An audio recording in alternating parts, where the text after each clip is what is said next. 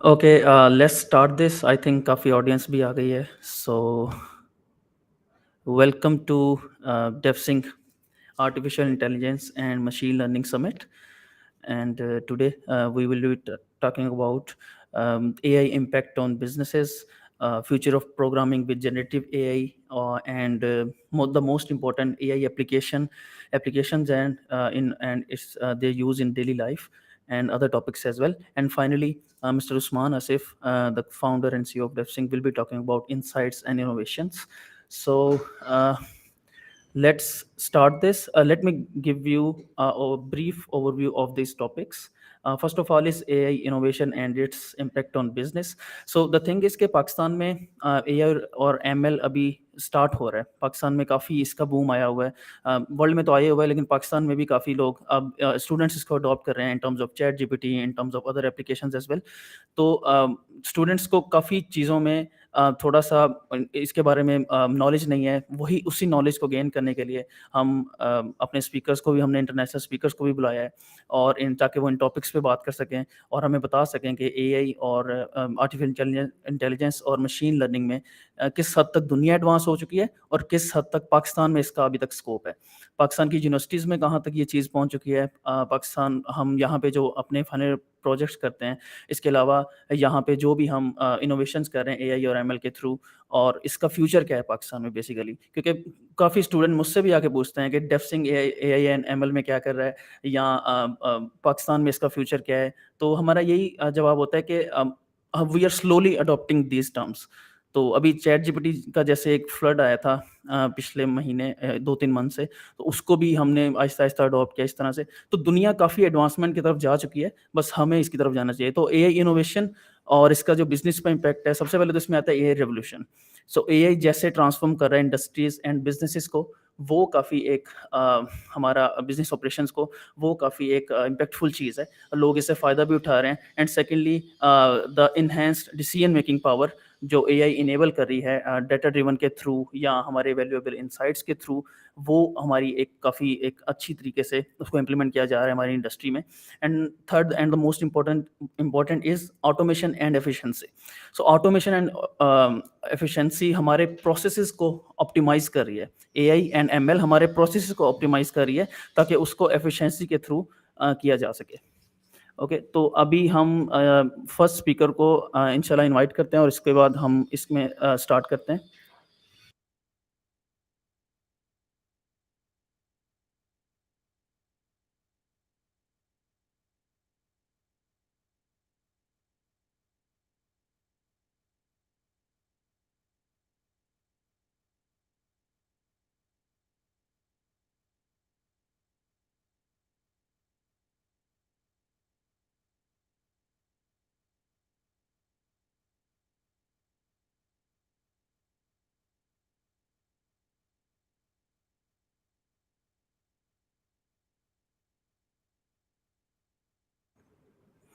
Okay, so let's start our first session. Our first speaker is Mr. Arslan Ehsan. He is Senior Vice President at Edo AI. Edo AI ने भी काफ़ी innovations किए हैं और काफ़ी international companies के साथ भी काम किया है, और वो 50 फॉर्च्यून कंपनीज़ को भी उनके एडवाइजर्स भी रह चुके हैं. तो अपने बारे में खुद बताएंगे तो वो ज़्यादा इम्पैक्टफुल होगा. So let me start with him. अस्सलाम वालेकुम अरसलान भाई, how are you? Walaikum assalam, Amnan. I'm perfectly fine. Thanks a lot for having me. आप अपना ब्रीफ इंट्रोडक्शन करवा दें ताकि ऑडियंस को थोड़ा पता चल जाए. Yeah, for sure, for sure. So, guys, my name is Arslan Ehsan. I'm the Senior Vice President of Professional Services at Ado AI. As a cutting-edge technology expert, I aim to empower businesses and individuals to achieve their full potential through the responsible and innovative use of emerging technologies such as AI, data platforms, cloud, and Web3. I bring a breadth of knowledge and expertise with a range of certifications, including SAFe, PMP, CSM, and also a 2x AWS Cloud Certified Cloud Architect. Over the decade, I have advised multiple startups as well as enterprises in several different industries. And those industries are specialized in transportation, smart cities, healthcare, telecom, retail, fintech, and a lot more. So Uh, a little bit about my earlier background. So I started my career as a graphics designer. That was before I graduate. After getting graduate, I started as an Android dev, moved into iOS and cross-platform mobile development. Then I get a chance to work on the backend technologies. And after that, being more into the client-facing role, I got a chance to work as the project manager and slowly moving towards the role of CTO of a small software house. Then I make my own in-house small startup experiment, and with after that, I get a chance to work with a World Bank award-winning project, which comes up with a lot of new exposure. And then finally, I get a chance to work with Ado AI as a founding employee, and it's been more than 6 years and since we are here. The idea of telling this is I can relate, my situation with many of you, which are part of this audience, and would love to have an interactive session with all of you. Okay, great. So I guess with this, moving forward to the next part, which is more about our topic. So what we will be discussing is the future of programming with generative AI. You guys have heard a lot of hype about generative AI. It's replacing so many jobs, and also it's creating a lot of impact on, on the programmer's mindset as well. That this was an industry which was the least hit. It is still booming. There is still a very high demand. It's emerging. But is there going to be an impact on this industry as well? That's something which we are about to find out. So first, let's take a look on what is generative AI. So generative AI is a type of artificial intelligence that can create new content or data that was not previously trained in its training data. It works by understanding the patterns and structures in the training data and then use this understanding to generate original outputs. For example, creating new emails, writing business proposals, applying for jobs on Upwork, and generating a lot of different textual information. Also getting embedded into the chatbots. You guys must have seen a lot of different images. There are a lot of music videos, and also it's impacting the coding as well. Just to better understand it in a very layman and simple terms, that what generative AI really is. So it's let's think about, like, take a look back into your childhood when you all was playing with the Lego blocks, right? And you are building multiple different things from that. It could be cars, buses, or it could be aeroplanes or houses, castles. Now think of a genie, or you can say that an AI robot, which is going to do the same for you. So you just need to give him a command that you need to build a castle with a prince in it, using the AI blocks. So it is just going to start building it. That's kind of what generative AI is like. It's like a smart robot that can create new things based on what you tell it to do. But instead of lots blocks, it uses information and data to create new things like stories, like emails, like responses, like pictures, music, and even computer programming code. Now, wait, is this means like the generative AI can code like we programmers do? A short and dirty answer would be yes. Uh, so we will come to this, but first, let's speak about why it matters. For that, I would like to share a quick video.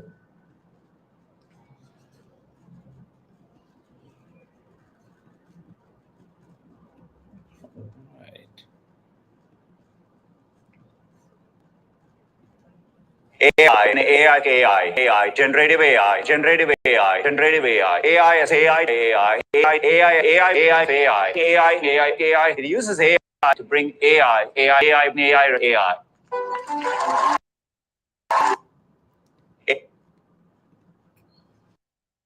This was a video from the last. This was the video from the last Google keynote, and as you can see, it's all about AI and generative AI. There is so much hype about it, and why it matter, why it is the debate of the town, why the people are talking so much about it. I'm going to compare it with the example of internet. Let's imagine or let's think about the era when the internet was evolving, and there are three main things which really disrupt the overall market, the way we live, the way we interact, the kind of work we are doing, and it does have a huge impact into our lives. And that's the first similarity with the generative AI and internet is its scale and its impact. So the internet democratized information, making it accessible to anyone with a connection. This opened up new possibilities in every sector, from business and education to entertainment and social relationships. It created new industries and jobs, but also disrupted many existing ones. The same can be said about generative AI. It has the potential to disrupt various fields, create new opportunities, and change the way we work and live. For example, in the realm of programming, generative AI can automate many tasks. It can currently performed by human, potentially reducing the demand of certain skill sets, while increasing the needs of others. The second is about the evolution of user interaction. So think about in the early days, the internet was just Web 1.0, where there is just some content and you are just consumers. But with the rise of Web 2.0, there was a lot of new things which are popping up. The content creation got a really good boom. There are many social medias which evolved then, including Facebook, Instagram, WhatsApp, and those are all are part of our life as of now. It's also changing. So in the very similar way, generative AI is also changing how we are going to interact with the technologies.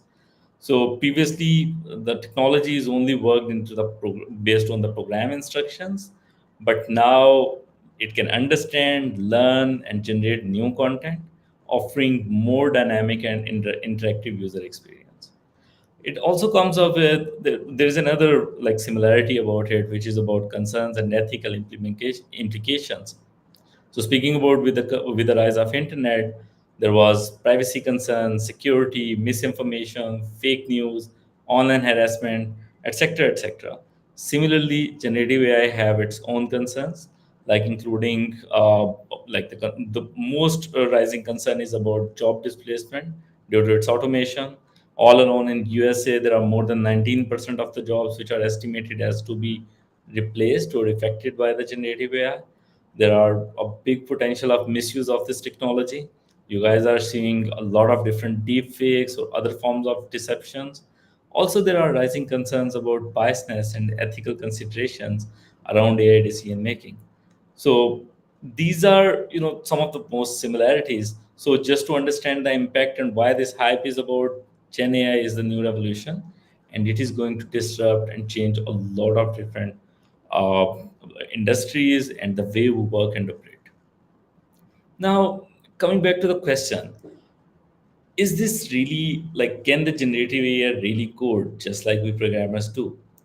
Short and dirty answer would be yes, they can. So let me show you another short video. Give me a moment.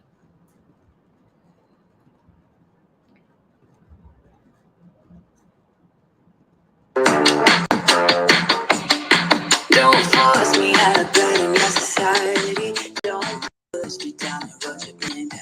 Don't try to fix my head. It's just anxiety.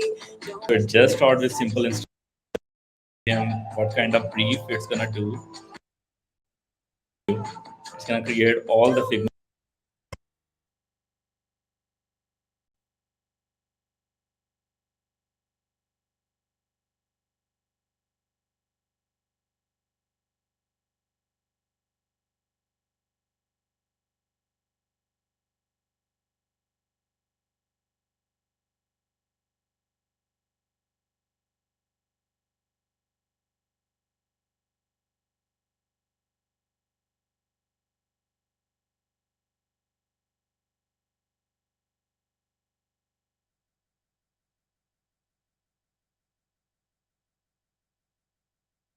Which is again a quick one.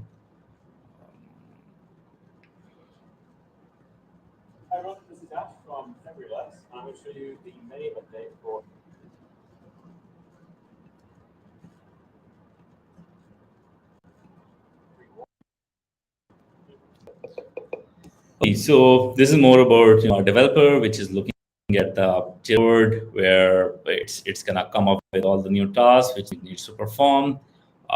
He's reviewing. Uh, then it's gonna a little bit faster. This is the existing website which is working on as of now. These are all list of all the new features which are assigned to each dev. And once they are going to open that feature, this will have all the relevant description. So there are some plugins which are already integrated into this task, and with this plugin, they are just going to ship it into the code, and this task is going to embed that code into the main repository. And then the main job is once he's going to have all those features into the repository, he's just going to click and load after reviewing it, of course, and boom. So once all the code is updated, it's going to run it, and now you can see all the relevant features which was part of those user stories are going to be embedded into this website. So the first feature was about notifications. You can see it in there. The second feature is about live anywhere. You can see this live into the website. With Keep Calm and Travel On, that's all been added. We've got tabs on this Go Somewhere section. We can even click them. Cool, they work. Yeah. So here's another JSON with it. Just get embedded into it. So added down there. Oh, nice. Cool. And that's it. Nice. That's awesome. Yeah. So this is something which just happened in the matter of minutes. So with this one, I guess it's proven enough. Like Gen AI is getting real, and it's gonna really disrupt into the market. So that's the primary reason why there is a lot of hope of hype about it and how it's changing. Now let's look at a little bit of facts which are going on. So speaking about according to OpenAI, it's gonna cut more than 19% of jobs just from the USA. All the major players, speaking about Google, Microsoft, Facebook, IBM, and many more, they're already getting into the game for adapting it and making the innovation into this. Just a recent news from IBM CEO, he has announced that the company will pausing hiring for certain roles that can be replaced by Gen AI, including administrative oriented back office roles or human resources. And IBM has around 26,000 workers who are not client facing. And approximately 30% of these workers could be displaced by AI over the next 5 years. So the tenure is also not that far. Now, there are many tools which are already in the play. So speaking about the Codex from OpenAI, which is more about, for example, it's a popular AI system that translates NLP into the code. Then another one is which is on the hype is the GitHub's Copilot. Then we got OpenAI's ChatGPT. DeepMind is also into the play. There is AlphaCode, and then there are still counting. Now, it raised a question that what's favoring AI programming? So, one of the main thing is about its large language models, which can perform 9,000 tasks that make up around 1,000 occupations across the US economy. And it's all about most of those tasks. Like if you speak about the 19% of workers which are holding the job in which AI could compete at least half of the tasks. So that means it's gonna revolutionize this industry. Also, like speaking about the Gen AI, it's on the rise because it is trained on massive data. So speaking about a large petabytes of data, and specifically all the code from the stakeholder or GitHub. So considering this vast amount of code and trainings on top of that, of all these platforms and data, so there are some certain areas where it's performing way better than the human programmers. But in a nutshell, if you speak about the software developers with access to AI coding, uh, they are usually performing, or as per an assessment, they are performing or completing their task 56% faster, like in comparison to those which are not utilizing the generative AI. And I believe, like speaking about 56%, it's quite a big number. Now, these are all the supporting like augments that why it's getting fame, why it is favoring into the AI, and why there is so much hype about it. Now, it comes up with like, is there any hope for the people like us, the programmers, how we can future-proof our careers and how we can move forward with this one? So the simple answer is there are so many things which Gen AI can't do as of now, and I'm gonna speak some about some of them, like which are unique to human, and these are the limitations which are going to promise that like it's gonna take more time and a lot of time to get at that particular state. So first of all, it's one of the limitation is about understanding the context. So human programmers are really excellent at understanding the context, and they can perform much better jobs. And similarly, if we speak about the ethics and morality, then the human programmers can code considering these two factors, which Gen AI can't.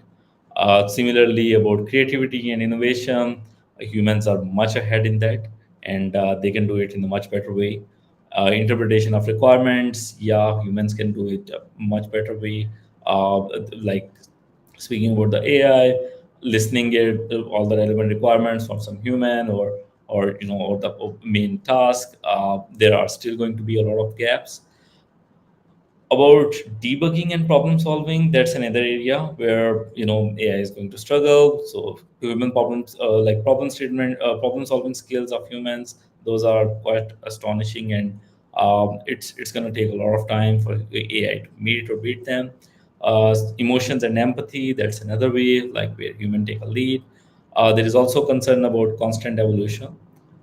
As we have seen, there are many new technologies, many new ideas, many new innovations which are coming down the line. But while the Gen AI is the one which is more on trained on the past problems, so if there is any new innovation coming up, that's where the Gen AI needs to be trained by humans again.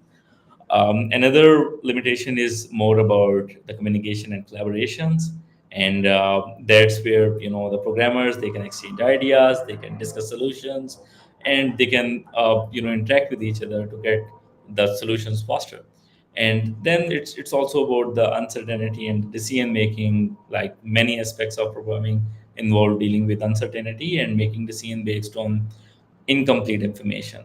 While the humans, they can get a better context about them, and then they can be better in this. And then the last and most important point, which is going to give a huge like advantage to the human programmers, that they do have the general intelligence. While it's more about the comparison between the general intelligence versus specialized intelligence. As AI today is specialized, meaning it's designed to perform the specific task or set of closely related tasks. But human, they do have a vast amount of knowledge, and they can perform those kind of tasks in a much better way. Now, on top of all this, like to replace programmers with humans, clients will have to accurately describe what they want. So we are safe. Now, yeah, so this is all the debate about the Gen AI, some of the pros about it, what it really is, how it's impacting, why there is hype about it, how it's gonna change the future of programming, and how it's gonna disrupt multiple different industries. Now, uh, I would also like to speak about as part of as programmers or as professionals into this working in this particular field, how we can really future proof our careers and what should we really do. The first advice I would give is keep learning and adaptive. uh, there are a lot of new technologies. Keep yourself updated. Always go for new technologies. Stay relevant to the market. See what's really going on. If there is a new technology, start adapting it. If there is Gen AI which is revolutionizing, start adapting it. Start working with it. Try to live with it. Second is about the focus on skills that AI can't replace. So there are many things like if you speak about working on the tasks like which are more about the repetitive task or the kind of donkey work or making up clones of many applications or sitting into a back office and working, some of the tasks which are not client facing, just like even working into the call centers for answering the support, the kind of office support questions or all those items which are repetitive. Try to get away from them because these are the things which are first going to get replaced, and you should focus more on the interpersonal skills. You should focus more on the skills which are unique to human and more closer to human, and that's going to give you a big leverage. Second is about focus on the skill, develop the soft skills. So speaking about interacting with the team, communicating with them, exchanging ideas, solving the problems by communication, and there are many other things which you can actually get with the soft skills, and that's an area where you should really polish your skills. The third is going to be like the fourth area is going to be focus on problem solving, not just the coding. So that means like it's just you just have to pivot your future thoughts in a way that you don't have to focus on a particular technology or particular skill sets, but you just need to polish and primarily focus on your core skill set and the problem solving things, understanding what is the bigger picture and what kind of problem, like the problems which you are going to solve. And like who knows that in the near future there is not going to be Android or iOS or web programming skills which are required. Probably you will be more working into the like programming side and the problem solving side, and then those technologies can transform and build something which you really want. And last is stay informed, see what's coming new, and just leave it that. Yeah, with this I will take a pause, and over to you, Adnan. Okay, so there are bundle of questions, but the most asked question is, can ChatGPT replace programming? So I guess this is all this like debate is about. Yeah. So the ultimate reality is it's not gonna replace programmers. Mhm. It is advancing. It is trending. It's gonna change the future of programmers, even software houses, even industries. It's more like think about having a Tom, Dick, or Harry working as part of your teammate as a team of 10 scrum members, and that is an AI program which is leveraging the generative AI. So it could be a 10 to 20% ratio as a starting point. So the final answer would be it's not going to replace, and it's not going to like cover up everything. Okay. Human and this Gen AI is going to coexist. Okay. So the second question is, hey Slan, hope you're doing well. Being a software engineer, how can we best utilize these AI tools to improve our skills? I have a concern using too much AI will make us dependent on itself, and the newbie developer will not be able to know the basics of development.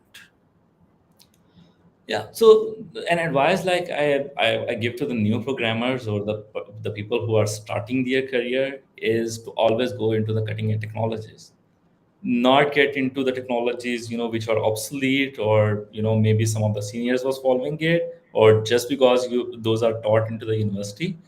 Because if you are going to work onto the cutting edge technologies, let's say Gen AI just evolved 1 or 2 years ago, right? And if you start learning, if you start adapting, then anyone who got 10 years of programming experience, you and he will be same into the race.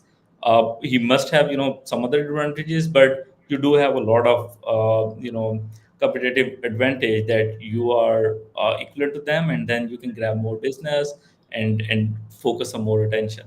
So yeah, try adapting them instead of getting fear from them or repelling them.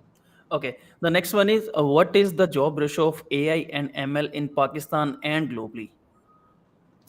So speaking about like as of my understanding, AI is still on the rise. There are so many other things which are getting into this, but software engineering is still rising into the Pakistan, specifically into the Pakistan industry. There is a huge market captured by that.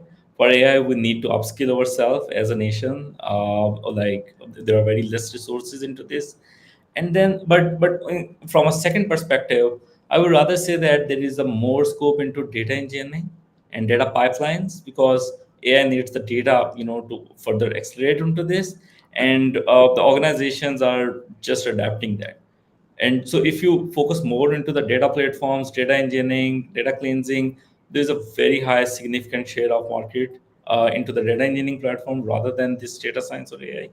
And that's something which is quite booming as of now. Okay. The next one is, I have a question. AI is the talk of the town right now. So, which technology do you think has the potential to overtake AI 10 years from now? Oh, well, so simple answer is AI is going to stay. Okay. Just like internet is going to stay, just like electricity is going to stay, just like cloud is going to stay, So this is something which is going to be part of our lives, and it's gonna stay. Yes. It's not going anywhere. And also, we also shifted our sales channels to AI and ML based sales channels. We also implemented that in our BD department, and as well as we are also going to implement in marketing also. So AI has a lot of potential. It's just the start, right? Yeah, it is. It is. Okay. The next question is, let me share. Okay. Is computer vision and mixed with AI or not? Well, computer vision is primarily a domain of the AI. Mhm. So, first it comes with the artificial intelligence, then the machine learning, and then computer vision is a component of Mhm. that, right? So, if you're gonna work into the field where more images or videos or computer vision is involved, then that will be a specific discipline of the AI which you are going to work in. Okay. And last one is, there are many research related jobs for AI, but for entry level positions. So there is no career in AI. Reason why? How can we get a job? सो ये एक stereotype है इस्लान भाई. Can we break Yeah. This के AI को हम किस तरह से कर सकते हैं, क्योंकि लोग समझते हैं सिर्फ एंट्री लेवल जॉब्स ही हैं. No, so I don't think so. Like there are entry level jobs. There are many like from my perspective, like there are less entry level jobs and more the senior or mid level jobs. And even the jobs are more turning towards at a level where the companies are seeking advices that what should be their AI strategy and how should what kind of use cases they should start implementing, how they can boost their ROI utilizing the AI, and need the right advice in there. So there are different thoughts. So one, like if you speak about the very basic task of AI, then there are many auto ML tools, like all from Azure or Google Auto ML or several other big players. Those are actually replicating or making these smaller tasks like implementing regression learning or these kind of things much more easier. So that's why, like, I must say that for the entry level things, those are going to be lesser, while the specialized one are going to be more preferred. Okay. So can you tell us more about Ado AI. आपकी company क्या कर रही है अभी, और international level पे, या जिस जिस तरह से आप कोई ब्रीफली बताना चाहें तो. Yeah, for sure, for sure. So, like being a part of like Edo AI is like back in 2017, Forbes named a company who's gonna change the future of work using the power of AI and data. That was us. Since then, we are into this market. One of the pioneers in artificial intelligence, specifically in Pakistan. We get our global presence. Our headquarters is in Singapore. Then we have an office in USA. Then there are sales offices in Qatar, like in the Middle East, Saudi Arabia, and several other locations. While we are working especially into the cutting edge technologies, when like which are primarily revolving around artificial intelligence, software engineering, cloud, Web three, as well as data engineering and data platforms. And we are working into we have been working with uh, the enterprise clients, all the go tier enterprise clients, and mostly from the healthcare. Speaking about the Pfizer, and speaking about from fintech, it's Visa, and there are many other clients which we are working on.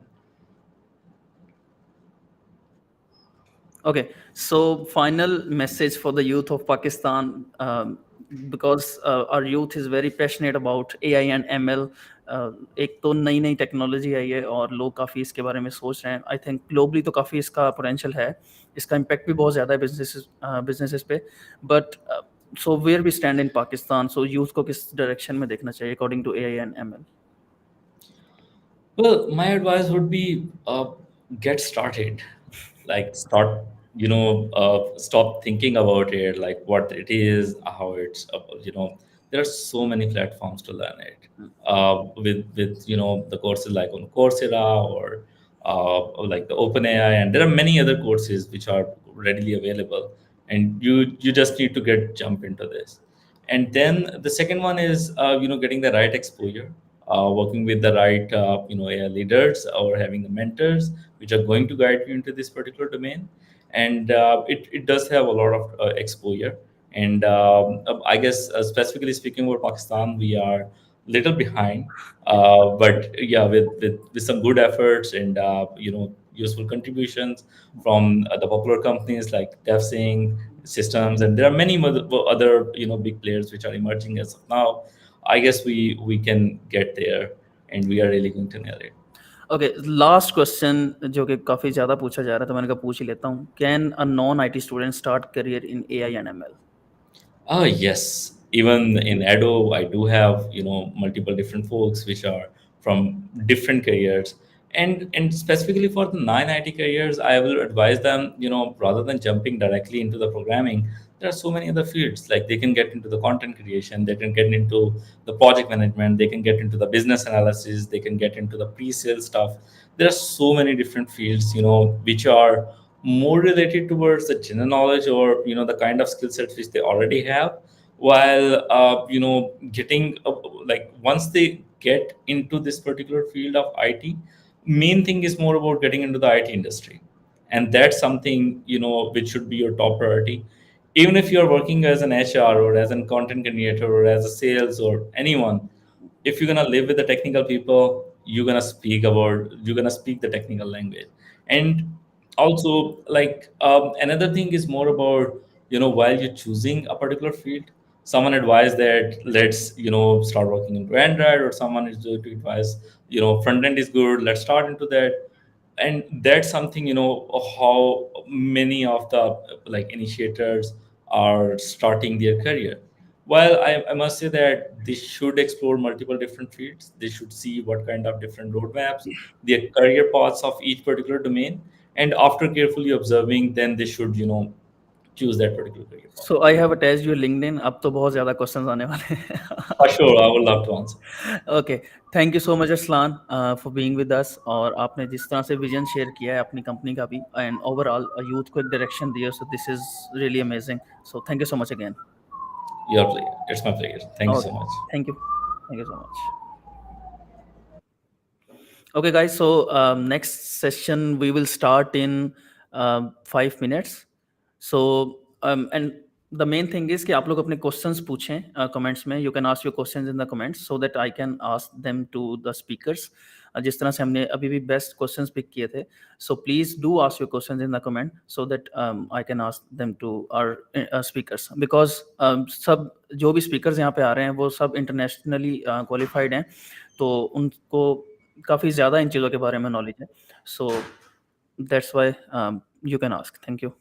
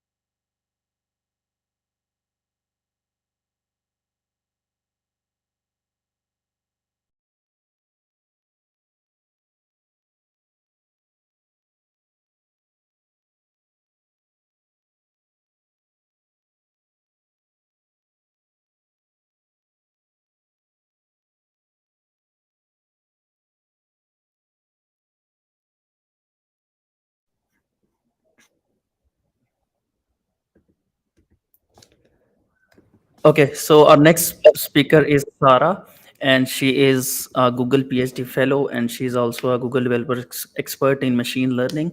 The more about herself, she will be talk about an AI impact on businesses. So, Sara, please introduce yourself. Yeah, sure. So, hello everyone. Sorry. My name is Sarah Latif, and I am a Google developer expert in machine learning as well as a Google PhD fellow. And I am actually like doing my PhD at American University, and I am in my third year. So, mainly, I actually work on studying different deep learning models for multimodality disease detection. So let me share my slides so we can get started. Okay. Let me know if you can see my screen, please.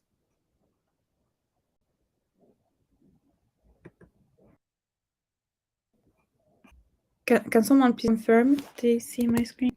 Let me go back and check.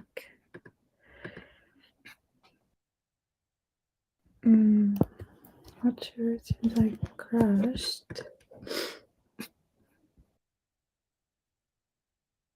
Great. Awesome. So apart from that, I'm actually an NVIDIA DLI instructor and university ambassador, as well as co-founder of AI Wonder Girls, an amazing girls community where we help each other out, and it's full of AI, of women actually working on AI projects and like studying AI, and then obviously working on AI like full time. So the first question I have for you, and I would really like it if you could please, input your answer in the comments. What do you expect from AI to do for businesses? So, from my own point of view, and from what I know of what AI can do, the main expectations would be to automate hard or repeated tasks, like for example what I mean by hard, like tasks that are very difficult for humans to do. So for example, in healthcare, in surgery, there are some very tricky places that humans can't reach, because we need very specified precision. So AI could be very helpful when implemented into a robot to help us navigate through all of the intricacies of what we have in our body, and then help in surgery and other tasks. So for repeated tasks, that will be anything that is too mundane and which doesn't really require human intelligence. That could be anything, like from example, from filling surveys, I guess, to like filling customers' information from documents like our IDs and stuff like that. So improve human performance. So we already do know that obviously we have a limited time, right, as humans. And if you actually check out today's workflows, like business workflows, you will find out that most of the time what we do are actually tasks, like I said, that don't require, much human intelligence, or that actually do require human intelligence, but sometimes like we, instead of taking, for example, you know if we had an assistant, let's say, instead of taking like 5 hours to 10 hours to do a certain task, we usually take days, simply because we do not have access to information sometimes, or sometimes like information is just like it's available practically everywhere, it's like spread everywhere and needs to be gathered. Or sometimes it can even be just as simple as needing someone to help you brainstorm so you can actually figure out the best idea for what you want to do. So another thing that AI could really hugely help us with is compliance, security, and risk management. So compliance, obviously, with the rules.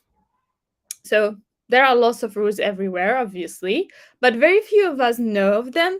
And in everything that we're doing, like even like for example when you're using Google, the search engine, or any kind actually of AI or technical tool, there are actual there are some kind of rules behind it, and then like there are some very tricky laws that they inform you of, but you have no idea if you're what you're doing is actually following those rules or not, right?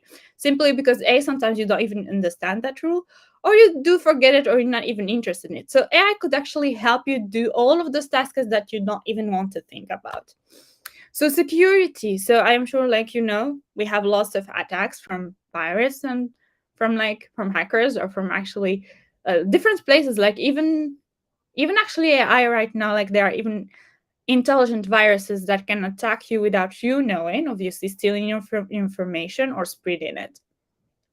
So risk management, so that is very huge. Usually, like when you're doing business or anything in life, actually it has a certain risk, right? And if you can do anything and everything possible to diminish that risk, that would make your chances of, that would increase your confidence and your chances of investing or doing a certain action. So risk management is very huge, especially if it can help us lower it, that will be best. So creating new opportunities, like perhaps, opening new markets or thinking of new products that we didn't even know we needed and stuff like that. Well, save on costs. Well, obviously, when it comes to costs, it is mostly related to not to time and also to quality. So sometimes we humans, even like the robots that we have, they make mistakes, and if we can improve their performance, either the humans or the robots or any kind of solutions we have or need, that would help us a lot saving on costs. So improve customer service. Well, obviously we have lots of customers, we are lots of humans on this beautiful planet, and one business can only have so many staff to help you figure out how to debug, or actually find solutions to what you need or answer your questions.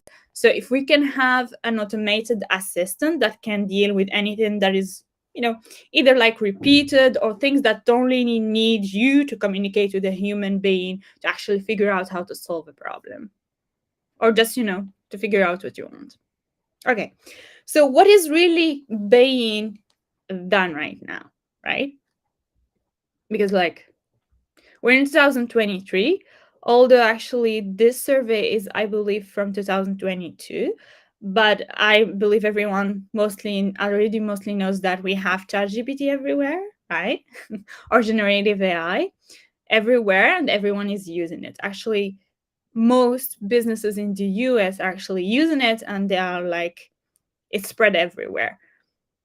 So let's see what McKinsey and Company has actually found. So McKinsey and Company found that the most popular AI use cases that span a range of functional activities, like the most commonly used ones, are actually around service operations, product and or service development, marketing and sales, and risk.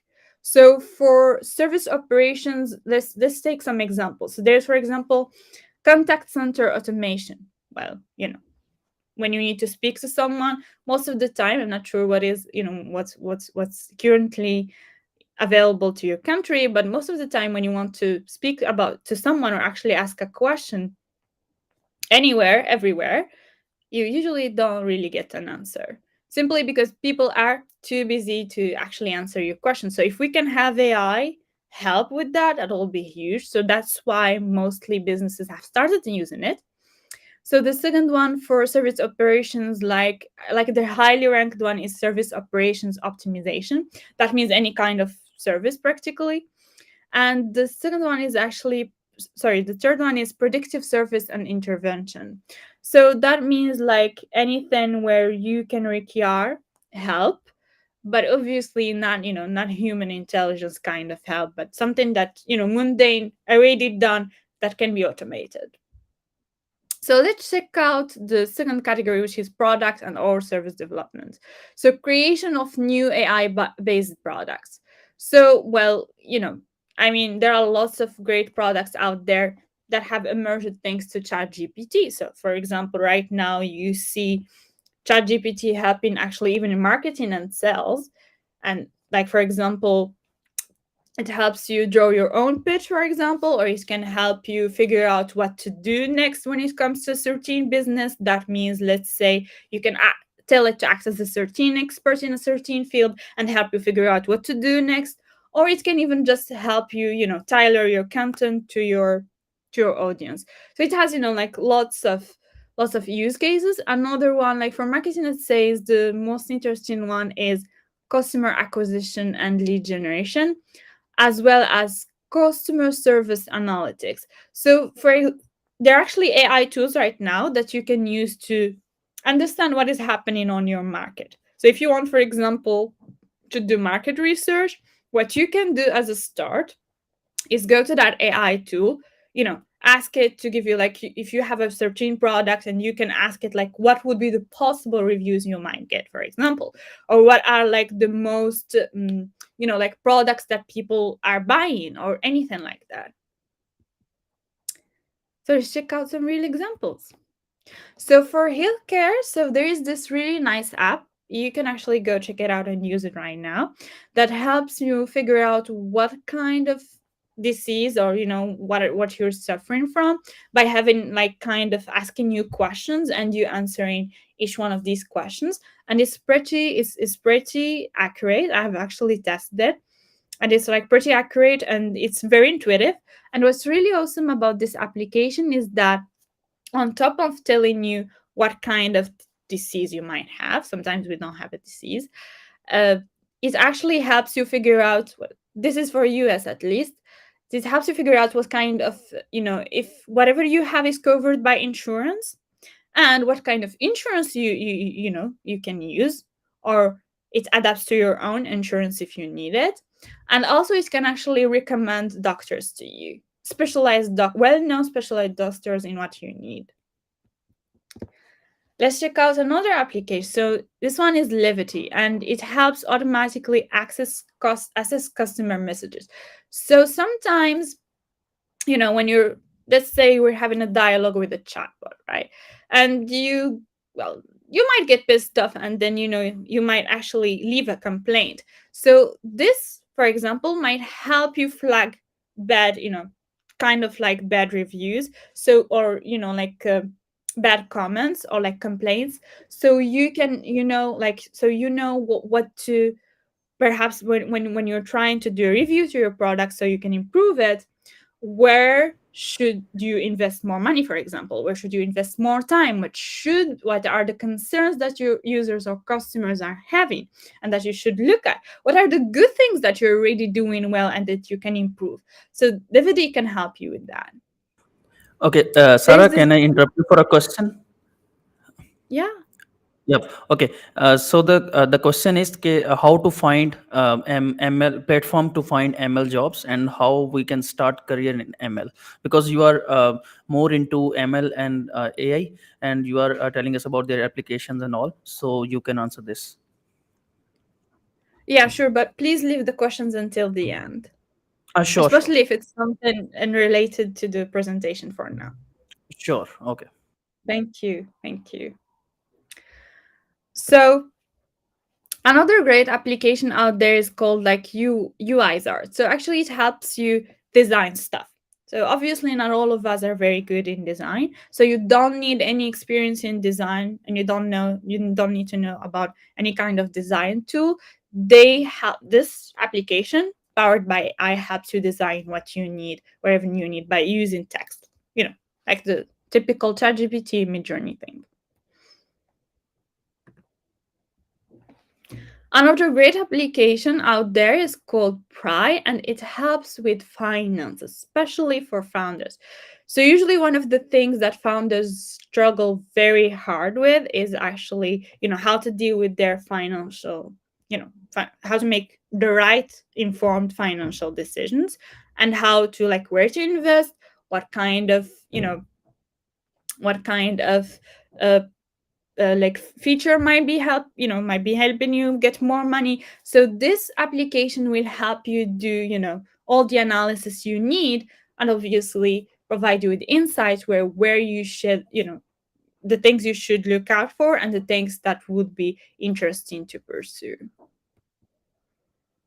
So let's check out AI for good. So I'm going to be talking about my own experience.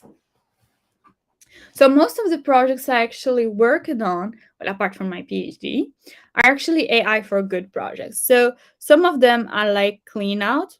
It's actually an application that we built to, to help flag or report, actually, not flag, trash that is like left outside of the trash bin.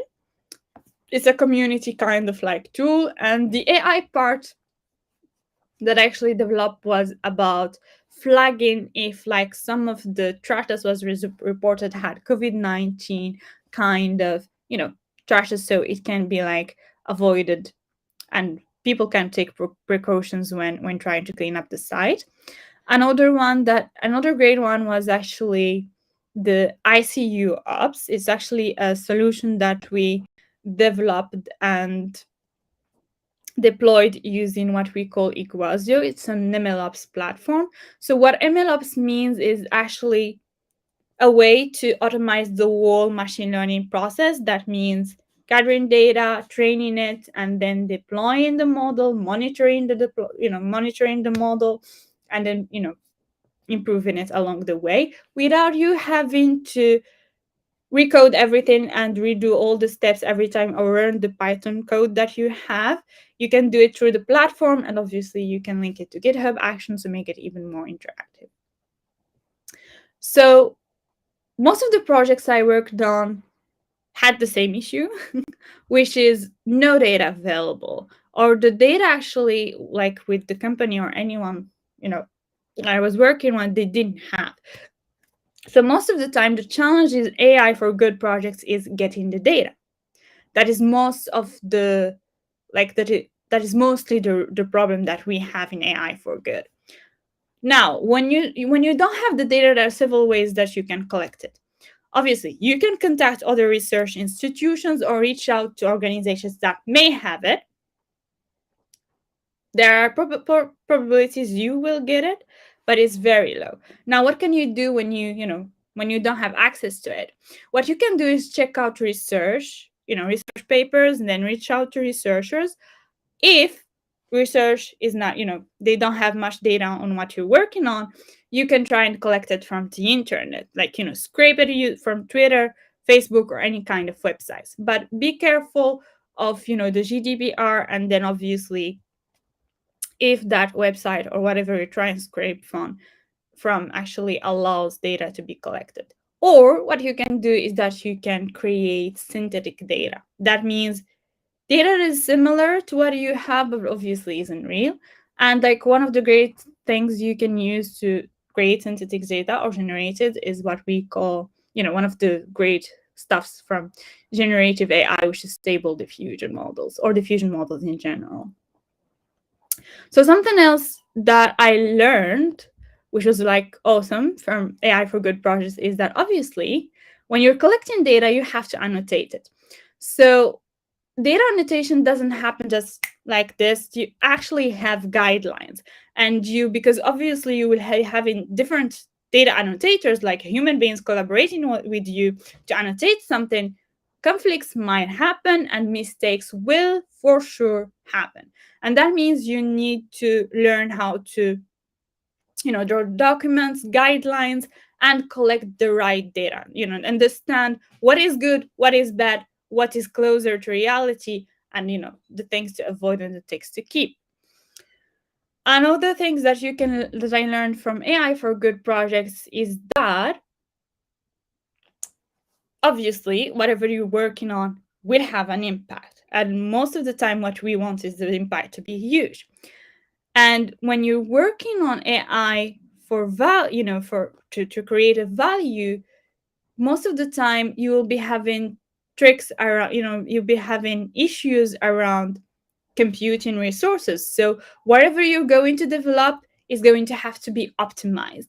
So when you're developing a solution, the shiny latest deep learning model might not be the best thing to use, simply because it won't be fast.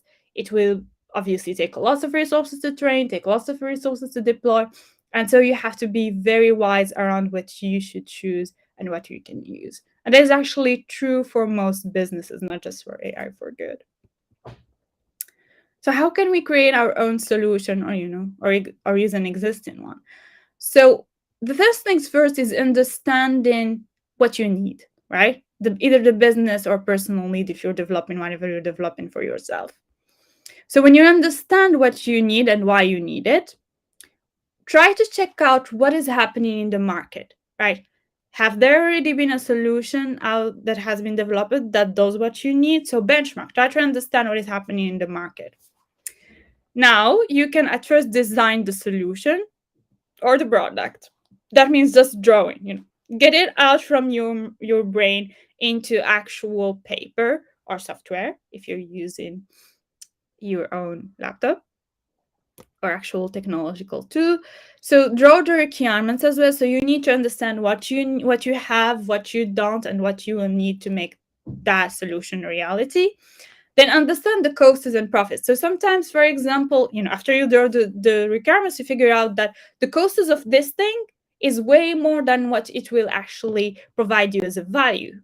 In this kind of case, obviously, you want to pursue the development of your solution, or you can think of a way to optimize it and like lessen the costs of it.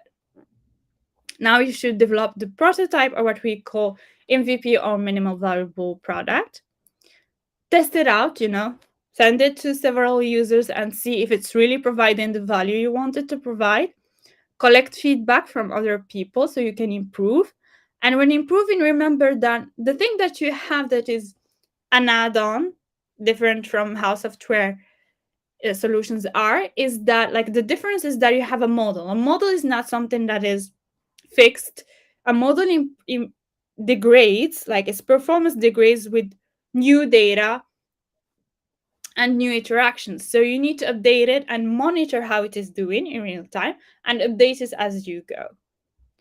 So now you can deliver the solution and keep updating it as needed. So that means obviously in tech you're always in you're always you're always trying to improve your product. I never saw an actual application, or very few solutions or softwares out there that haven't been updated.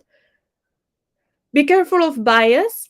So when you're actually collecting the data, you have to be very careful of classes, like of what you train your data on, because you might get sued, especially if it's something that is going to be dealing with humans or anything related to that. So be very careful of the data you are collecting and make sure it is reflecting reality that you will be applying, whatever you will be applying on. And be mindful of data security, simply because most of the time, we're dealing with sensitive data in AI. I mean, even just your email is actually sensitive data in this, in this current era, especially. Anything can be hackable. So be very careful about, your security system, like the whole of it actually, not just the data. So that's it from me. Now let's get to the questions. Let me just go back. Okay. Here I go. Thank you. I can't hear you. I'm not sure why I can't hear you. Sure. Thank you so much, Sarah, for these useful insights. So let me ask you some questions. So, how to start ML for beginners? Just a simple Yeah, question. okay. Yeah. So the first thing to know is, what do you need ML for? Because when you understand what you need, because like machine learning, especially right now, there are lots of courses. And apart from the courses, there are also lots of domains, right? And there are lots of specializations. So the first thing to figure out is why you need machine learning. After that, try to learn the basics. So resources might be like, there's a great, course from Udacity. You can check it out. It's called Intro to Deep Learning, or even do their nano degree, or you can take, Andrew Ng's Introduction to Machine Learning course. That's a great way to start. Or you can check out hands-on machine learning from Aurélien Géron. it's a book. Like people have different styles of learning. Or you can check Kaggle Learn. That's a great way to start as well. It has great Okay. resources. So, what is the skill set to must have for ML job?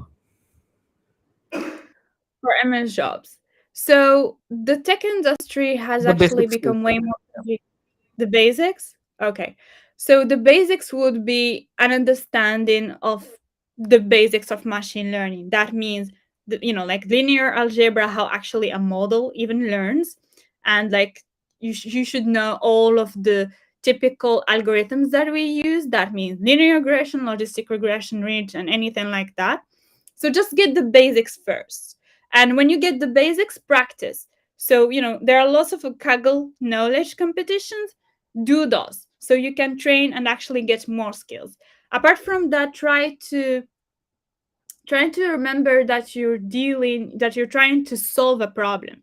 If you don't understand the problem, the machine learning isn't going to understand it too, because you are the one monitoring. So you need to understand what you're tackling, what you're working on as a human first, and so you can monitor your models and know if they're doing well or if actually screwing up royally. Okay. The next question is, what are some potential risks and concerns associated with AI and ML that you must know? So all the risks are actually related to ethics.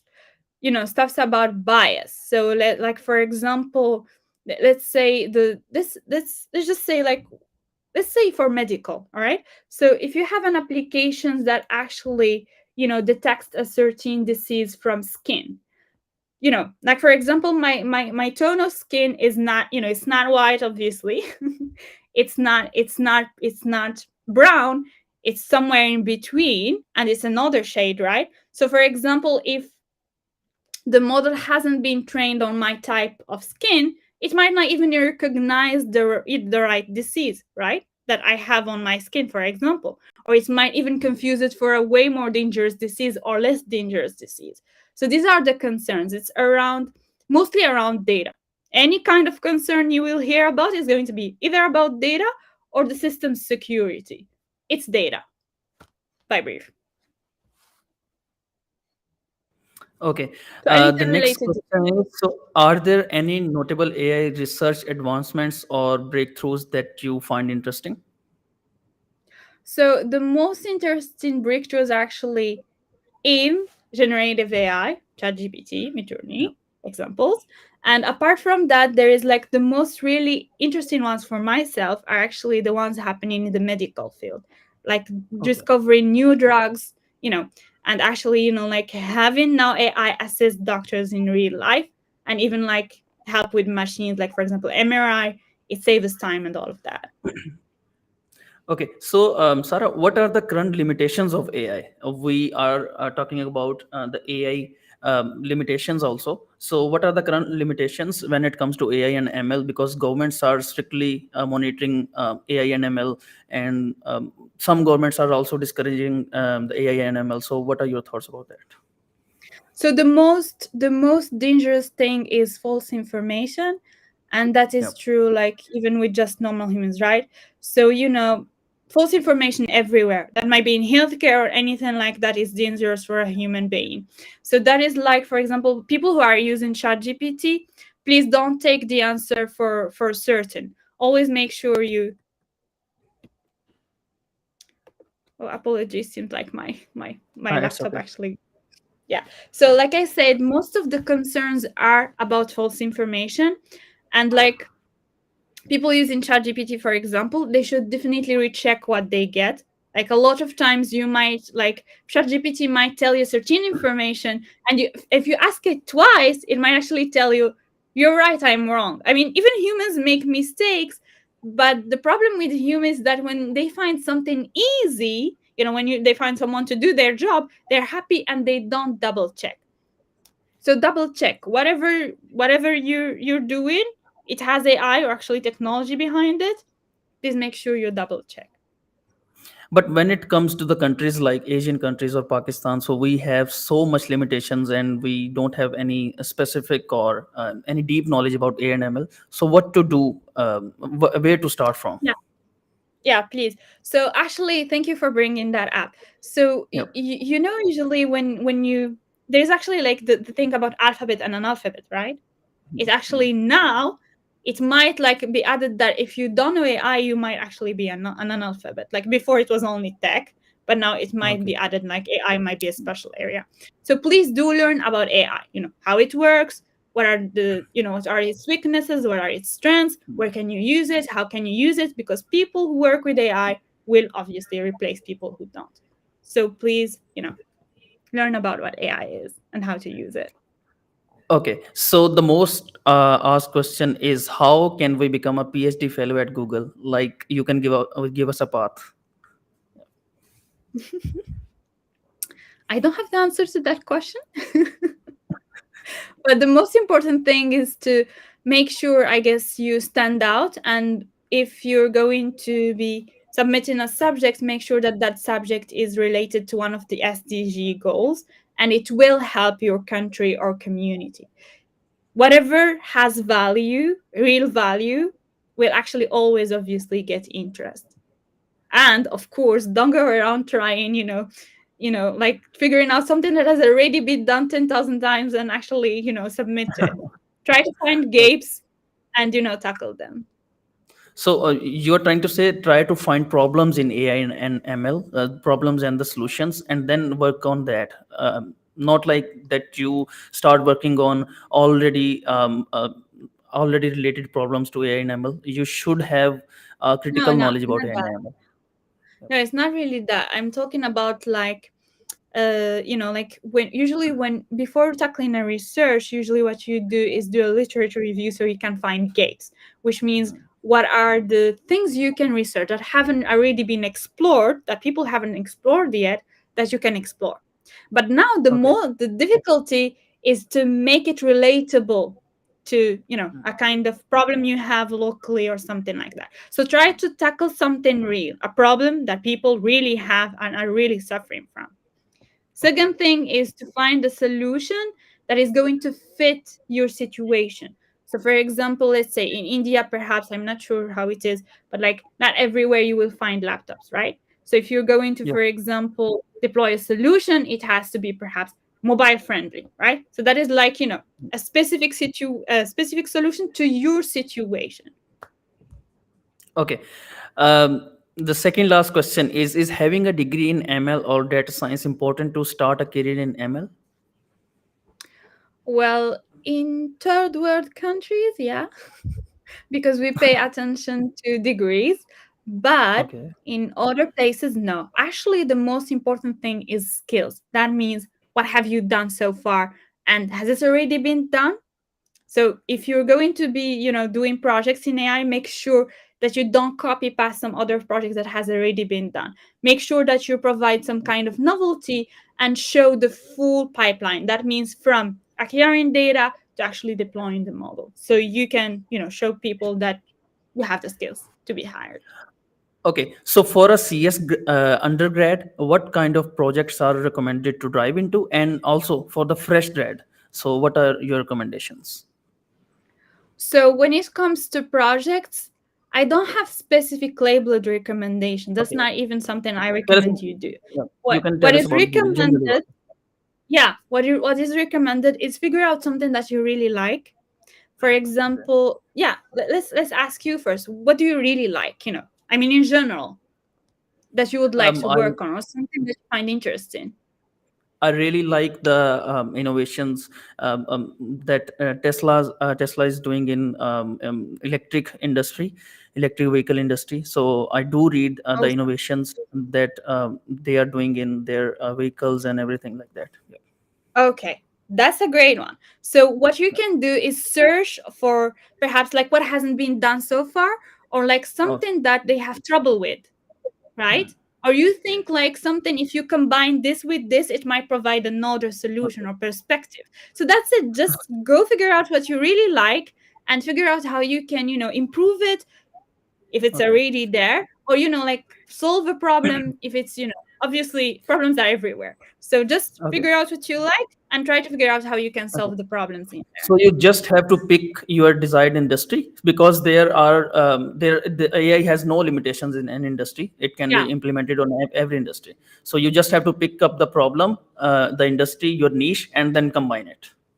Yeah, yeah, Okay. that's it. And use all your skills, all your brain, put all your brain on Mhm. it. Whatever you might think of, try to do it. And obviously, just make sure that what you're doing is presented well. And when you're Okay. choosing something, make sure that you say why. So, for example, Mhm. I choose this technique. Here is why. That's like it. And obviously, if you can put around the, like, perhaps you can speak about it in conferences, or what you can do else is that, like, expose it in some kind of, perhaps, a YouTube video. You can speak, like, talk about it in a blog. Just make sure you get exposure, let people know you are here and you're doing something awesome Okay. So with the last exposure. question is, because our topic is AI impact on businesses. So what are some best practices or strategies for implementing AI solution in businesses effectively? Sorry, can you repeat that? What are? Okay. So what are some best practices or strategies for implementing AI solutions in businesses? So I actually already laid them out, but let me just briefly recount Just them for you. just So quickly yeah, remember. yeah. The most important, actually, if you have ever worked on solution on technology in general, the guidelines are the same. Understand why you need what you need to do and why you need to do it. So, for example, I want to, perhaps I want to have solve a problem. Understand what that problem is, what is the pain it is causing you, right? And then figure out how AI can actually help you solve that problem. That's the Okay. most important one. The second one is make sure you get, information about what is already available.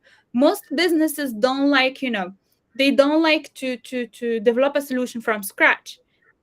So the Okay. best thing to do is figure out what has other people already done. You can search for paid, for paid solutions, or actually open source solutions. You will most of Okay. the time likely find it. If you can't find it, check out what research is doing. If you can't find it, then figure out your own solution. But Okay. mostly you will find it because everything has been developed. The thing to be really careful about is the data. So the data Okay. you're getting, right? This is like the trick. This is like the thing that everyone fails at. It's the data. So the data you're getting, the one you're collecting, it has to be as close to reality as possible. That means, perhaps I am like, let's say I'm trying to do like a book detection. You won't just get the book from its front and then think that's it. The book can be, it can be put down, it can be front, it can be from your side, it can be upside. So be as real, as close as possible to reality. That's the thing. The Okay. more data, the more real world like data you get, the better your model is going to be at performing in real world. So it's all about data. Yeah. Yeah, really. Okay. Security, So privacy. yeah, last but not the least, what are your message to our youth, especially in Asian country, because this is live streaming in all over the world. So what are your message to the youth, especially in Pakistan, how they can pass on their career in AI and ML? Yeah. So I actually, like, I advise you to try and, well, first understand what AI is, right? And try to use it to solve the problems that you have in your community. That might be as, as simple as perhaps reading some kind of documents or translating them to Pakistan, for elderly people or people who never studied, like, other languages. So you know, when you're doing AI, try to make sure that you're actually applying it and solving your own problems. That's the best way to learn Okay. anything, actually. Okay. Thank you, Sarah, for being with us and for sharing Welcome. these useful insights. I hope people liked it, and they will reach out to you on LinkedIn as well. So be ready for that. Sure, Okay. happy to help. Thank you so much, Sarah. Yeah. Thank you so much. Thank you for inviting me. It was great. Thank you, and see you, Thank everyone. you. See you again. Okay, guys. So our next session is with Mr. Zaraksha. You can see that on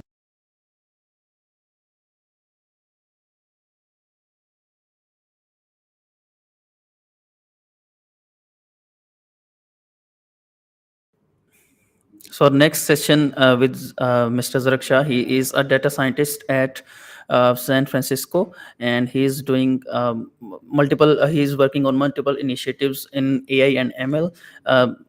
Let me share. Let me invite him so that he can introduce himself better.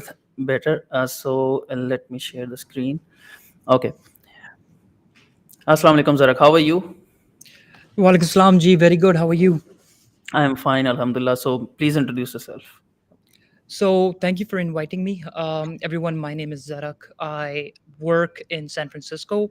I work on multiple projects. I work through a company that actually implements machine learning and AI solutions for other end clients. The end clients, of course, being these big tech companies. The current project that I'm involved on is with Microsoft. You've all heard of Microsoft. We're actually using that every day. And believe it or not, there's actually a lot of progress that even these big companies need when it comes to implementing AIs internally, as well as then building them on into their solutions for customers. So my job revolves around actually being part of a consulting team that actually develops and implements AI solutions for other companies, consumer product companies. Okay, so let's start the session. You can start. Our topic is AI and its application in businesses. So all over to you. So I will first of all, it's a brilliant initiative. It's actually very refreshing to see that we're talking about AI now in Pakistan. Back in 2017, when I was there wasn't much about AI or machine learning that was being discussed. I was actually part of the cohort at the Plan 9 as well as at the LCE with my with the startup that I was pursuing back then, and machine learning was actually not. Um, was not something that any of the startups in my cohort was working on, and I am glad to see that that's changing now. So I'll just give you guys a brief introduction, and I'll let you know what exactly it is that I'll be speaking for the next few minutes. First of all, I'll just tell you a bit about what my background is, and then part of my presentation will go on kind of educating you all or sharing with you all how you can also make careers within AI, within ML. What are the career opportunities? What are the right ways to pursue those career opportunities? What kind of trainings, certifications, or master's or doctorate programs you can apply for, and what kind of master's or PhD programs or certifications you can pursue to actually be someone who actually develops, understands, and implements AI in a global scale. So that is very important. That it's very important for us to not just discuss AI and just keep on discussing how important AI is, but we also have to understand that how can we and how can all of you, as young individuals that you are, can give yourself a career into AI, can make a career out of AI. And that, by the way, is a very lucrative career. It's a very good career. If you make one in AI, it's lucrative not in just of money, but it's also very rewarding in terms of how your work would be. It would be very rewarding work wise. It would be very rewarding as far as appreciation goes, as far as visibility goes, as far as job opportunities go. So it's a very rewarding, very fulfilling career in general. So my background, I do not have a bachelor's from Pakistan in computer science or engineering. I went to Lahore School of Economics, where I actually did my bachelor's in economics. And I was not aware of data science or even the word machine learning till I completed my undergrad. And that is in 2014. I started working in a corporate job, which was not anywhere related to IT or even machine learning, in a company in Islamabad called Pakistan Tobacco. Went on to do another corporate job, and then I started pursuing a startup. Back in the day, it was called Home Stove. Not sure how many of you would know, but it was called Home Stove. It gained some visibility, and that's where I realized, as someone who was trying to run a startup, who was trying to establish a startup, or in very simple words, who was trying to establish a business, that how crucial it is to leverage analytics. It's extremely crucial that we understand analytics, that we take analytics and help with the help of analytics make better decisions. Because if you think about it, what exactly makes a good decision? What is a good decision? I mean, it's actually a question I'm asking you. So if those of you who think you would like to answer, just answer me. What do you think is a good question? Is a good answer? What is a good decision? And I would say a good decision is a decision that's made with more knowledge, with more insights. You cannot make good decisions without knowing all or most of the facts or knowing them more deeply. So that's where I understood what the importance of something like machine learning or analytics is. I then came here to the US. My master's was in analytics. I pursued analytics. I started doing my first job, which was as a data engineer. And then I went back, taught myself. And I'm going to discuss how you can teach yourself a lot about machine learning. You can teach yourself hardcore Python programming. Um, you you can teach yourself hardcore Python programming. You can teach yourself hardcore concepts of machine learning and actually do more than just being someone that's on the frontiers of the field of machine learning, but actually get deeper into it. So I'm looking at a few questions that are coming. Some of you are saying that you've done electrical engineering. So if you're doing electrical engineering, if you're doing chemical engineering, computer engineering, you are already better than where I was when I started on my journey, or where a lot of people are. So if you're doing a bachelor's program in a STEM field, in an engineering field, uh, trust me, you are already on the right step. Machine learning right now is is a field that's evolving. So you don't nobody pursues very few people pursue it at an undergrad level, at a bachelor's level. You can have your bachelor's even in civil engineering, but as long as you understand the concept of mathematics and you know some you can program very basically, even if you've only up till now programmed in SQL or done very basic programming. As long as you're willing to learn, you're willing to put the effort, you can do machine learning. And we're just going to dive into how. So I would say, understand that there's machine learning, and machine learning has sort of evolved into deep learning. That's when neural networks came in, and deep learning is what um, deep learning is what has. I'm going to come to the questions that you guys are asking, so I'm actually making a mental note of them. So deep learning is what has commonly been referred to in media as well as in normal gatherings as artificial intelligence. But actually it's you can so it's analytics. One step ahead of analytics is the processes of machine learning, and then one step ahead of that recently is the new introduction of neural networks. And of course we're also seeing new technologies come in the world of neural networks. Transformers, for example, is a very recent technology. So there's all this hype around generative AI. Generative AI is using transformers based technology. If you look at the full form of ChatGPT, GPT stands for generative pre-trained transformers.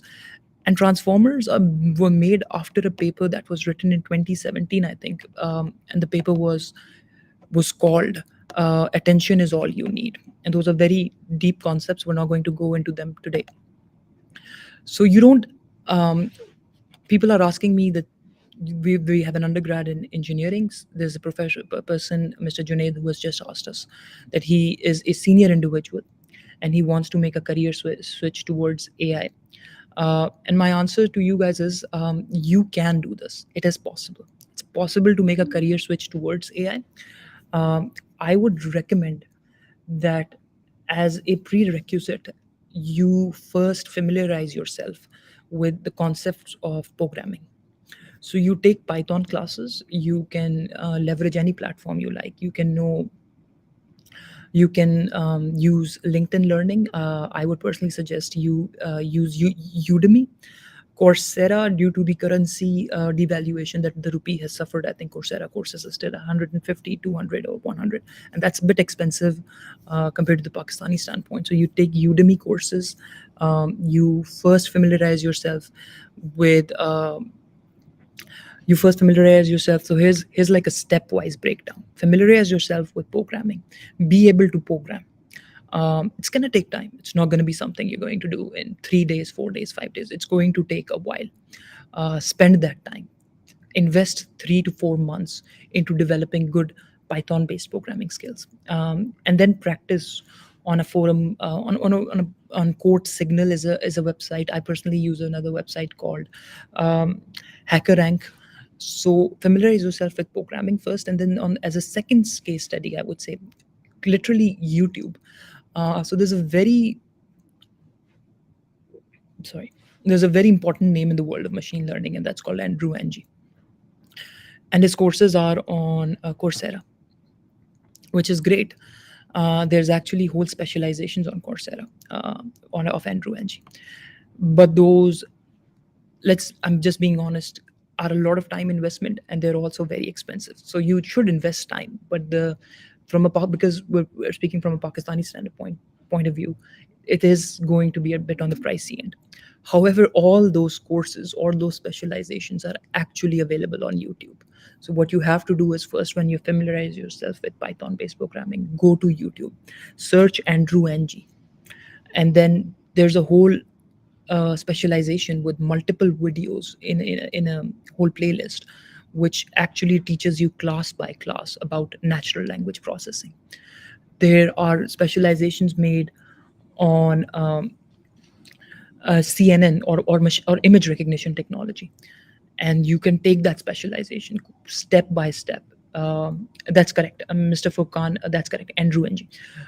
You So you take those specializations, and then it's very important that you familiarize yourself with actual mathematics, actual techniques behind machine learning, actual statistic that goes to behind machine learning. It's not that you only need to understand buzzwords.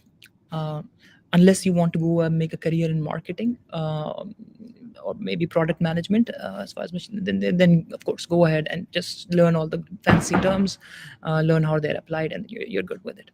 But if you actually want to be an engineer in machine learning, familiarize yourself with statistics behind it, with the math behind it, with the concept behind everything. And once you've done that, once you've developed Python skills, you've familiarized yourself with the concept behind it, I would say do projects, paste projects on your GitHub profile. If you aren't able to do projects initially, do small projects. Do a project on machine learning, which is for a very simple logistic based regression, a linear regression project, in which you see something with a few variables, just plot them against one another, see how they're correlated, whether there's a linear pattern to it, and then go a bit further, try to put on a sigmoid on that and make it a binary output. Understand yourself with these. Once you develop this one habit, which is that you start coding and understanding machine learning, I promise you, you will, in your business, in your career, in your life, you will see problems, and you will see that there are actually ways you can develop and apply solutions to them. And that is extremely important. Extremely important. I cannot insist on this enough, so I'll just insist on it on one last time. Do familiarize yourself with good Python based programming, or other programming if you want, and also uh, f- familiarize yourself with all the machine learning concepts. Go deep in them. You might not understand them in the first instance, or you might, but if you don't be discouraged. Try to learn them from different forums. Then the third is, do projects on your own. Don't take anybody's help. Just try to do them on your own. You're not competing against anyone. You're not in an exam. If you try to do it, you fail, go back, try to learn again, try to read blogs on where you were making a mistake, try to Google your mistakes, and just make yourself better at it. And that, once you have developed that ability, I assure you that there are freelance projects. There are We have moved into a world where, let's say, people actually don't have to be in San Francisco or the Silicon Valley Bay Area. You can be based out of anywhere in the world. If you're a person who has shown potential and talent, there are enough employers, companies, project holders, startup founders who will hunt you down, and you will get these projects. You can also explore your own opportunities. You can make opportunities uh, for yourself. For instance, I mean, think about it. Many of you must have used Snapchat or Instagram, right? And Instagram sort of leveraged AI. If you think about it, Instagram became popular because it started applying filters on people's faces. So people started looking prettier than they actually were, and which actually, because of which people started posting their pictures on Instagram, and it scaled enough for Facebook to acquire it. It became a company where it attracted growth. And so Instagram isn't a company anybody mentions when they talk about AI, but they were the ones who developed these filters. These filters were developed because of image recognition technology. So they're the first company that reached $1 billion. I think one of the first companies that reached $1 billion using AI. And they brought a lot of the AI stack to Facebook. Think of this something within the Pakistani context. You all buy glasses. You go to the store, you buy glasses. You can make a image recognition software app, which reads a person's face and just lets him know which kind of glasses would look good on his face, which kind of spectacles would look good on him or her. You can actually do a lot of these things. You can make translation apps for people who, let's say, speak Seraiki and have difficulty conversing with government documents or as well as with others when they are. So you can develop these kind of apps for local solutions. You can also develop international applications. And so once you start going into the AI space, you will realize that the opportunities are immense. I would also say, if you look at the broader horizon, in the US, maybe not now, maybe in the next few years, um, self-driving cars are going to become more and more common. But if you have been studying machine learning or specifically image recognition, you would recognize that the technology that they're running on in the US, this technology, this algorithm will literally fail in less than a kilometer if it ever runs on an Indian, Pakistani, or a Bangladeshi road, or even a road outside of North America. And more data engineers are going to be needed when ultimately car companies realize they have to move towards South Asian, Latin American, and African markets. Data scientists are going to be required in higher numbers within Pakistan, India, Bangladesh, China, um, because we are, despite the fact that all the hardship that the economy is facing, we're a country of 200 million plus people. And the market, maybe not today, maybe not tomorrow, but the day after tomorrow definitely will grow. And when it grows, you understand that a lot of the growth will be tech backed, because modern companies do not scale like they used to. We're not companies that are producing fast moving consumer goods. These are tech companies. They will need a lot of people who understand AI from a product management point of view as well. And there's going to be a decent number of jobs as well as opportunities when it comes to the whole South Asia. But since we're specifically talking about Pakistan, there's going to be a lot of opportunities in terms of not only jobs, opportunities in terms of you creating your own startups, something that goes viral and attains customers. So with that being said, I think I've spoken enough. Let's read out the questions, or would you like to read out the questions and ask me? Okay, sure, Zarak. I will ask the question. First of all, tell us about your experience of working with Microsoft, because we all want to know that. So I am not a full-time employee, as I said earlier. Okay. I work as a contingent worker. So I Okay. work as a consultant, and ultimately, I think my job. If I will insist on this point, is that I've worked with more than 9 to 10 companies as a consultant or full time uh, throughout the time of Okay. I've consulted some of them. I've been a full time with some of them. I've went coded and delivered a project with some of them. And I would say this, unfortunately, is a mindset that even I was in Pakistan. Is कि नहीं यार, America जाके Microsoft में, Facebook में, Google में, अगर आप recently, if you have been following, Microsoft, Google, Facebook में मैसिव ले ऑफ्स हुए हैं. यू हैव टू अंडरस्टैंड कि टेक मार्केट रीस्ट्रक्चर कर रही है अपने आप को. तो ये अकेला लाइफ का एंड गोल नहीं है कि आपने किसी बड़ी बिग टेक कंपनी में काम करना है या आपने बहुत बड़े बैंक में जाके काम करना है। आप अल्टीमेटली किसी भी कंपनी में अच्छा काम करें, आपकी ग्रोथ बहुत अच्छी हो सकती है। आप एंटरप्रेन्योर नहीं है और हर बंदा नहीं होता, इसमें कोई बुरी बात नहीं। आप बहुत अच्छा काम करें तो आप मुझे आप खुद बताएं कि अगर इफ लेट्स से मैं हूँ या कोई एक बंदा है, वो बहुत अच्छा पोटेंशियल रखता है, तो क्या वो बहुत बड़ी कंपनी में एक मिडल मैनेजर बन के ज़्यादा खुश होगा या वो पाकिस्तान की एक अच्छी या इवन यूरोप की या सऊदी अरेबिया की एक अच्छी बड़ी कंपनी में मिड साइज़ में सीईओ, सीएफओ पे ज़्यादा खुश होगा? तो ये एक छोटा-सा मेरा रिक्वेस्ट है और ये बिल्कुल मेरे सच्चे दिल से, I hope nobody takes any other message than the one I am trying to give you, is आप फ़ोकस ये रखें जो आप काम कर रहे हैं वो आपको खुश करता है या नहीं करता। वो हाई डिलीवरी काम है, वो काम बिज़नेस के लिए आप हाई परफॉर्मर हैं, so you are actually performing which is helping the business, you are developing new solutions, interesting काम है रादर देन जस्ट क्लरिकल। वो काम आई थिंक आप जिस भी रिस्पेक्टफुल कंपनी में करें, that company could be Google or that company could be a startup that had just started a few months ago. I think वो काम आप जहाँ भी करें, you will get success. And so I would recommend to everybody कि please do understand कि आपके पास एक बहुत बड़ी अपॉर्चुनिटी है। फॉर इंस्टेंस आप गूगल में जाते हैं, आपसे ज़्यादा मशीन लर्निंग डेटा साइंस वाला हर बंदा होगा शायद।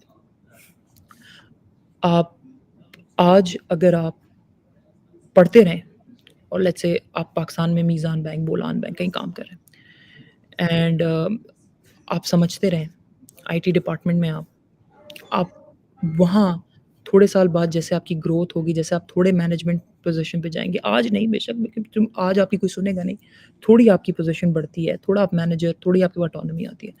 You can leverage AI business optimisation के लिए इतनी ज़्यादा कि आपकी ग्रोथ आप समझ लें कि एक्सपोनेंशियली होगी।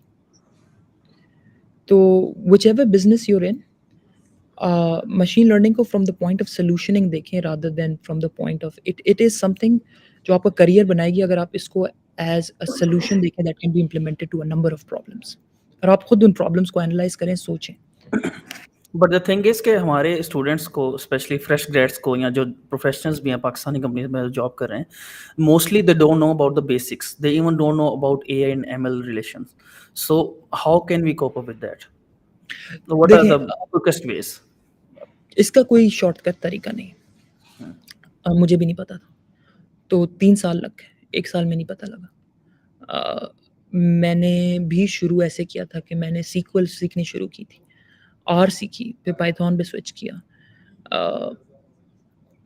आप जैसे कि मैंने आई थिंक मैंने अपनी उसमें कहा अभी थोड़ी देर पहले जो बात की कि आप एक्चुअली प्रोग्रामिंग करना सीखें, सिर्फ ये नहीं कि आप लफ्ज़ सीख लें अच्छे अच्छे और उनको उनके बारे में 10 लोगों में बोलना सीख लें और आपके दोस्त आपको तारीफ़ करें कि यार इसको नए लफ्ज़ पता है, बट आप एक्चुअली प्रोग्रामिंग को सीखें।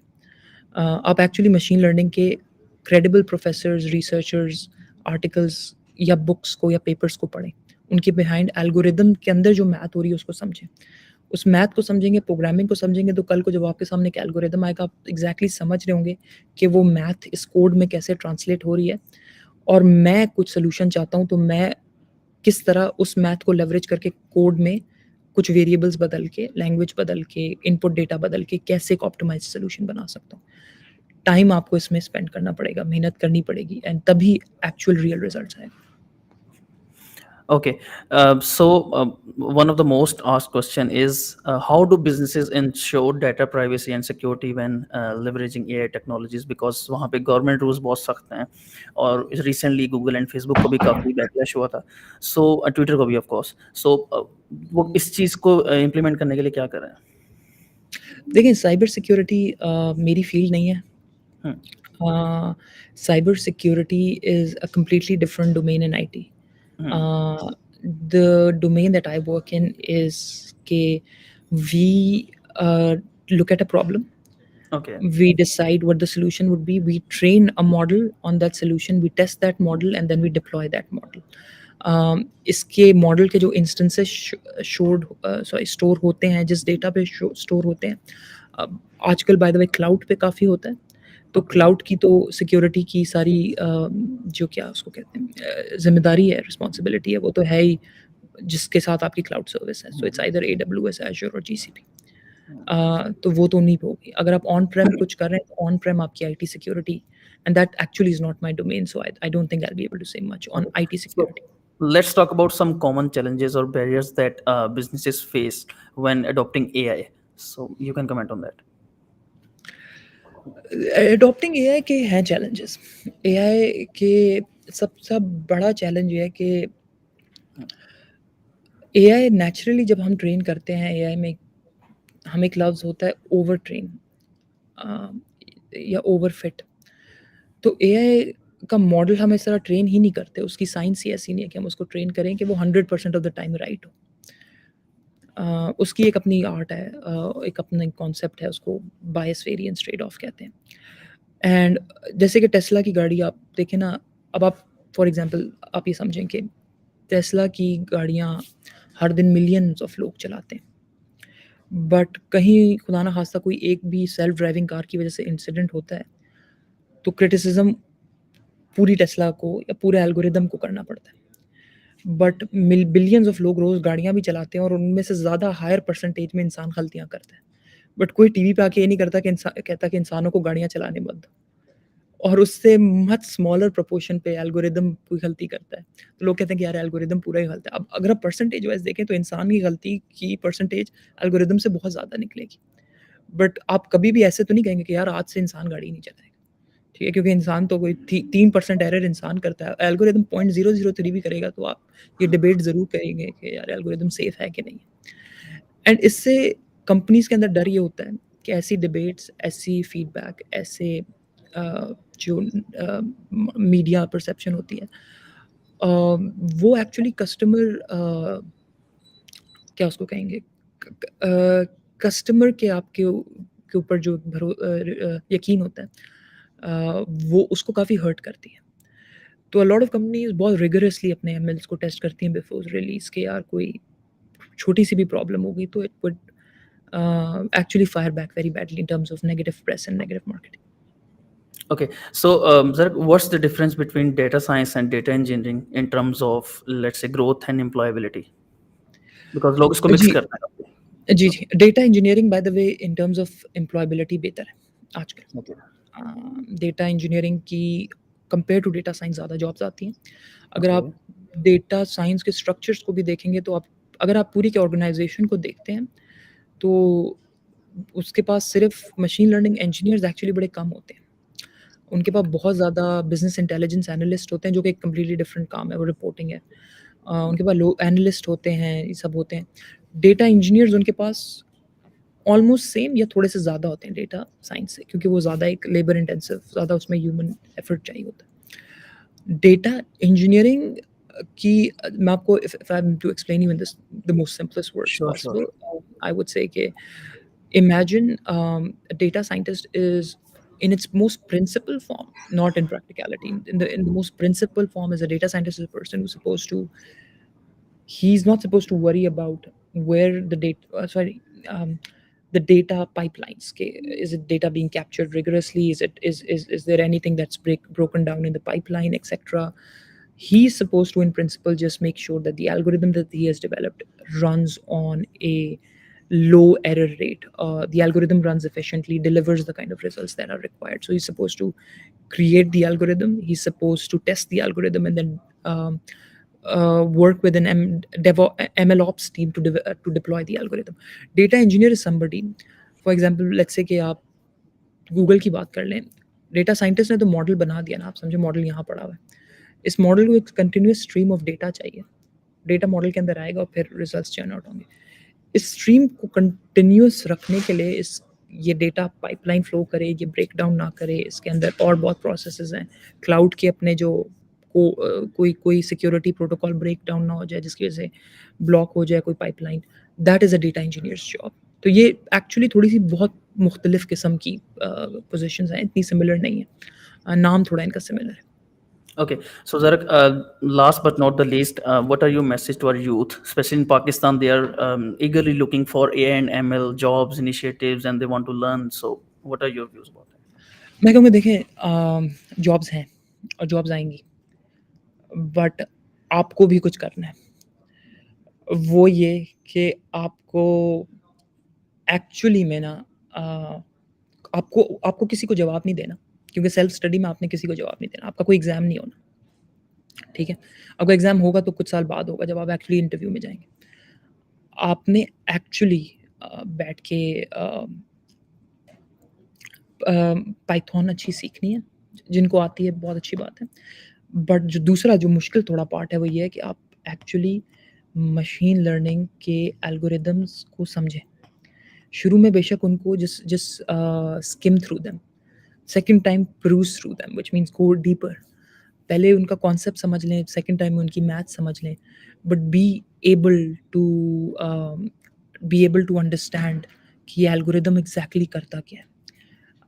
एंड आपको ये 2 चीज़ें आ गई, आपको एल्गोरिदम समझ आ गया, आपको पाइथन आ गई। तीसरा, आपने प्रोजेक्ट्स 1-2 बार डिलीवर करने हैं, जैसे प्रैक्टिस मेक्स, जितनी भी थ्योरी पढ़ लें, you have to practise at the end, right? आपको वरना आपसे एंड टाइम पे कुछ नहीं होगा। तो प्रैक्टिस तो करनी ही है आपने। तो कुछ प्रोजेक्ट्स बनाएँ, डिलीवर करें, and I am telling you there are you can get jobs online, you can actually travel to the Middle East, you can travel to Europe or USA. There are companies like I have heard Devonic, for example, can do that. They have US clients. Okay. But you actually do have to put your work in. Yes, There you are have. rewards. The caveat is that you will have to put work in. Okay, thank you Zarak for joining us and shared your useful insights. I hope के लोगों ने सीखा भी होगा और I think आपका LinkedIn अब flooded हो जाएगा क्वेश्चन से, so be ready for that. Ji, lastly, I'll just have to say somebody named Mohammed Haider ने अच्छा सवाल पूछा है कि Sure. ML ops का क्या फ्यूचर है? Mhm. And I will just say कि वो लोग जो जिनका प्योर सीएस बैकग्राउंड है, वो एमएल ऑप्स को ज़रूर देखें। जिनका सीएस बैकग्राउंड इतना स्ट्रॉन्ग नहीं है, थोड़े से और डिग्रीज़ हैं, इलेक्ट्रिकल है, सिविल है, वो डेटा साइंस को देखें। But ML ops is a very very high rewarding and a high growth field. But ये बहुत ज़्यादा कंप्यूटर साइंस रिलेटेड है, तो इसमें सीएस के लोग अपने आप इस ऑप्शन को ज़रूर एक्सप्लोर करें। Okay, thank you Zarak for joining us. बहुत ही amazing session था, काफ़ी audience ने भी engage किया. So see you next time. Thank you so much. Yeah, likewise. Thank you for inviting me. Thank you. Okay, guys, so our next session will start in 5 minutes with Usman Asif, our founder and CEO of Devsinc. He will share the key takeaways on insights and innovations in AI and ML and how Devsinc is working with AI and ML projects and initiatives. So let's wait for 3 minutes and we'll get back.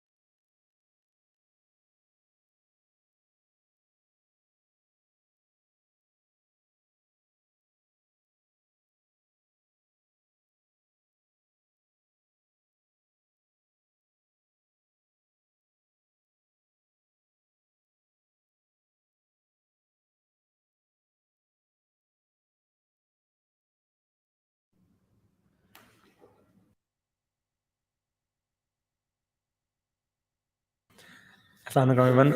I hope you're doing well. Thank you so much, everyone, for joining the session. I hope it went very well. I hope AI and ML in general is the field that is going to be responsible for all the services. There was this article that I was reading on World Economic Forum that 58% jobs that are coming in yet for next 7 years, most of them, 58% of them, will be based on AI and mostly on generative AI. So this new era has really disrupted the industry. And as I remember, Steve Jobs used to say that phone is like the bicycle of mind. And I personally think that generative AI is now the rocket ship of mind. So it can enable you to think big, to deliver fast, and really help you deliver the very static task that you have to do yourself. You can really do it through generative AI. And it's essentially this big second wave of transformative AI, which has made every big tech company rethink their future strategies. And I remember the first wave was around when ranking systems were discovered, essentially, where AI was responsible for only showing you what data to show without actually worrying about generating the data. So, for example, Google search, YouTube recommendation, Facebook suggestion, etc., where somebody else was generating the data and you are just responsible for ranking them. And even then, AI was very powerful because it really shifted the paradigm of how human mind could enable and think. So previously, whoever was whoever celebrities were there were replaced by Instagram celebrities, and those celebrities were basically ranked by our AI systems, right?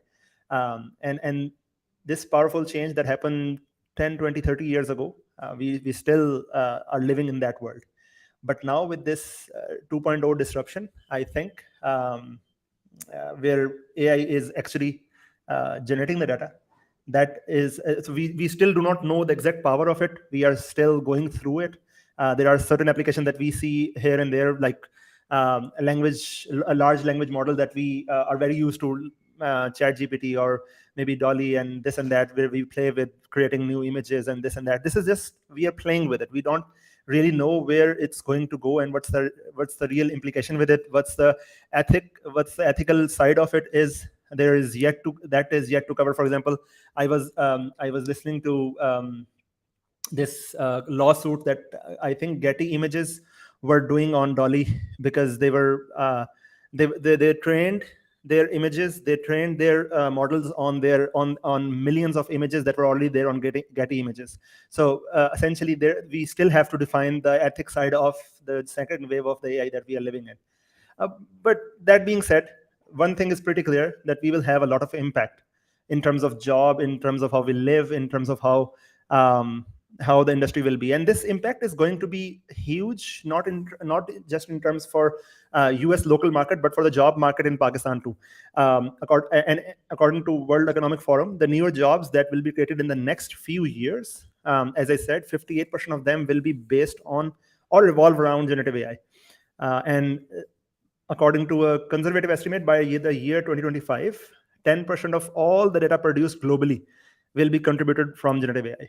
And by 2030, this generative AI market will reach roughly a total market cap of $15 trillion, which is an expected increase in global GDP roughly by 26%. So that's a huge change. That's a new definition of disruption itself. And the projected growth by the year of 2027 is going to be 33%. Now that is an augmented thing, right? So in which field exactly generative AI will really disrupt? That is, there are multiple ways it can happen. Like, for example, there can be augmented workforce where machine and robots will replace human workers, maybe, or there can be bigger and better languages model, where robots are being able to create language and hold conversation that are indistinguishable from those of human, like we are seeing right now. And then there is cybersecurity, where we can analyze the network traffic and really understand the patterns, and we can judge that, okay, this is a notorious pattern where there can be some cybersecurity flaw. And then obviously low code, no code AI replacement that is going to happen anyway. And then autonomous vehicle, which is around the corner. And then creative art, music, poetry, plays, and even video games can be generated through generative AI. So the opportunity in itself is huge.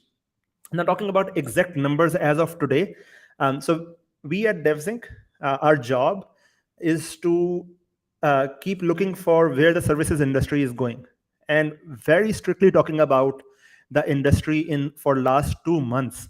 There were roughly we analyzed over 700,000 jobs, and what we saw was there was roughly 55,000 jobs were based on ML or AI, strictly based on those two technologies, 8%. And this 8% is a 33% increase from the same time last year.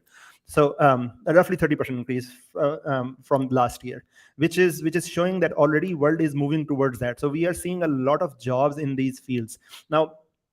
And because of that, I personally think that languages wise, Python has covered a lot of market cap. I think Python's market cap has increased to 22% compared to previously it was around 15 or less percent total jobs in the market. So that increase in itself is also showing that people are betting on the future of AI. People have made this peace with this new reality that it is going to happen, whether we believe in it or not.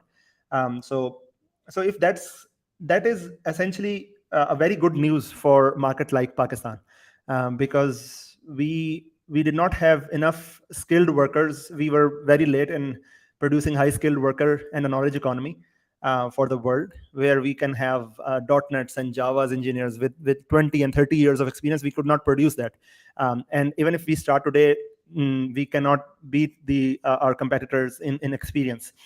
But since the world is going towards this new world order, I think it is going to be great for us, because now we don't have to compete on the number of years of experience. Now we can really learn the high skilled jobs and really compete with our competitors, and bring a lot of revenue in Pakistan, and in general build this new knowledge economy based on AI and ML.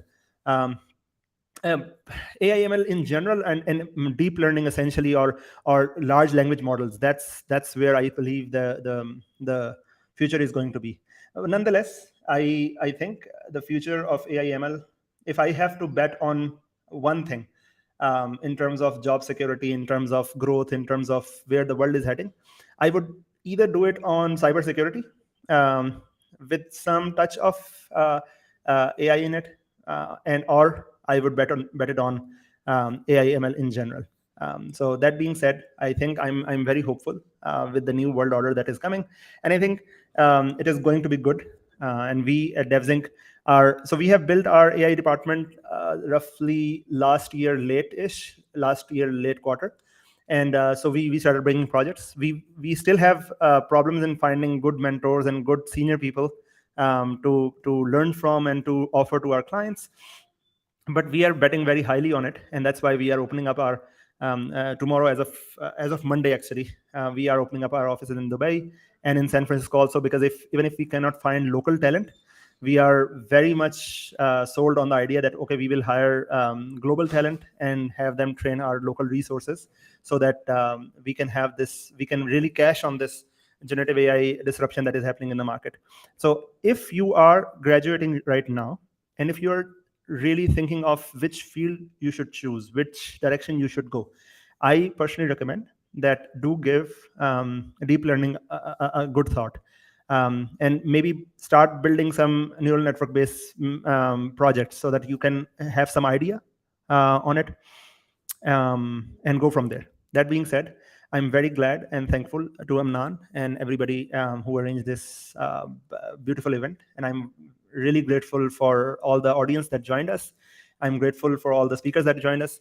I would take some 5-ish minutes to see if I can answer any questions, although I'm not super technical on these fields, so I may not be able to answer everything rightly. But let's see if I can answer most of the question. That being said, Achaji, can we label data like scale AI, or enough data has been labeled? It's so that is yet to be determined. I think it's too early to say. I would not say a definite yes. So far, do you offer internships in machine learning? Yes, we do. we are offering internship in machine learning. Sir, would you start an internship program on AI? I have applied for your internship program. So it's difficult for, so you can say that I want to do an internship in AI, you can choose that, but we have our own quota and we will put people on the right track based on whatever openings we have. But don't wait for our internship program. I would suggest that there is a lot of open source tools available that you can just go and find online and learn from there. There are courses that I just shared some courses today on my LinkedIn, so you can check out those. Or I'm not sure if they were based on AI. Mostly, I shared courses on Python, but you can find courses, some free courses or some paid courses online, and learn from there. Acha ji. Where can we hunt for projects to deliver projects related to ML, data science, AI as a startup, other than Upwork? Yeah, it's a difficult market right now. In terms of you have to. So we have some success on LinkedIn Sales Navigator. In terms of, so we did not have much success on Upwork, by the way. Lead generation based on AI LML, based on Upwork, is not very strong. We could not find good bigger projects based on that. We did have some success in terms of some AI conferences that our team went to, and that can help. As an MBA background, how can I get an AI? I would suggest that first go in computer science. I would start with a YouTube course, CS50 by Harvard. I think that's a great course to start computer science in general first, and then do any course on Udemy or Coursera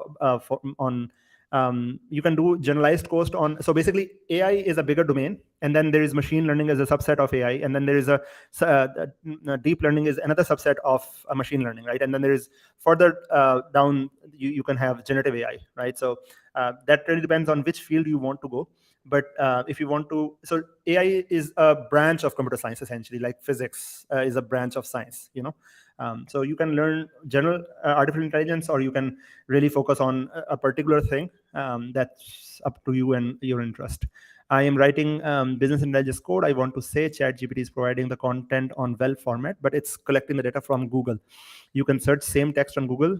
Well, the user will need to R&D. If Google disconnect with ChatGPT, then ChatGPT ki dukaan band. Say that's one opinion that you have. I think they can collaborate with Bing and other indexing engines, and that's not going to happen. So I have experience in PHP. I am in second semester of information technology. Do you have anything for me?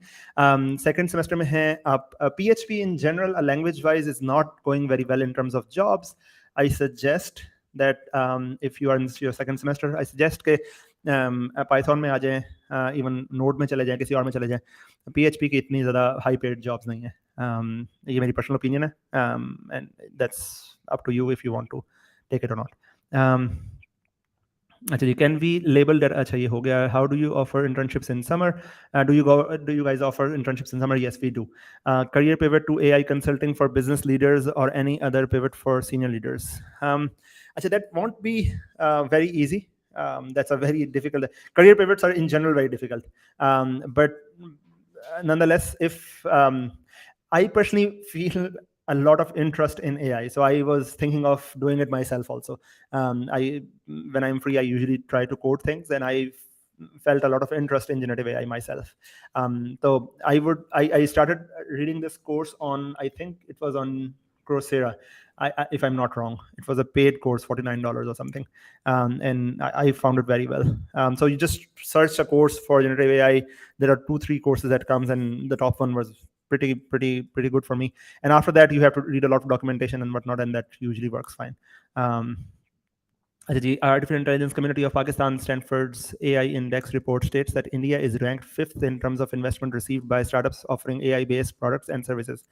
Why Pakistan so far from AI? देखिए, पाकिस्तान की अपनी realities हैं. Indian market in computer science is 30 years ahead of us. Ali साहब, question आपका बहुत valid है, लेकिन ये समझ लें कि पाकिस्तान की market is far behind in AI. तो हमें बहुत मेहनत करनी पड़ेगी AI में इन जनरल भी, और कंप्यूटर साइंस में भी बहुत बहुत पीछे हैं. तो लेकिन हो जाएगा. इसकी फिक्र अभी ना करें. अभी बस AI सीखें, उसके स्टार्टअप्स में काम करें, कुछ अच्छा प्रोड्यूस करें, उसकी जॉब्स पाकिस्तान में लेके आएँ. बहुत इस तरह से फिक्र ना करें कि कौन हमसे बहुत आगे है. Your race is with yourself. You are not in race with India. You are not in race with other people. It's good to have healthy competition, but don't get demotivated because that. So even if you capture 1% or 2% of the market, it's still a very big market. So Karachi में office कब open हो रहा है डेवजिंग का? Hopefully this year.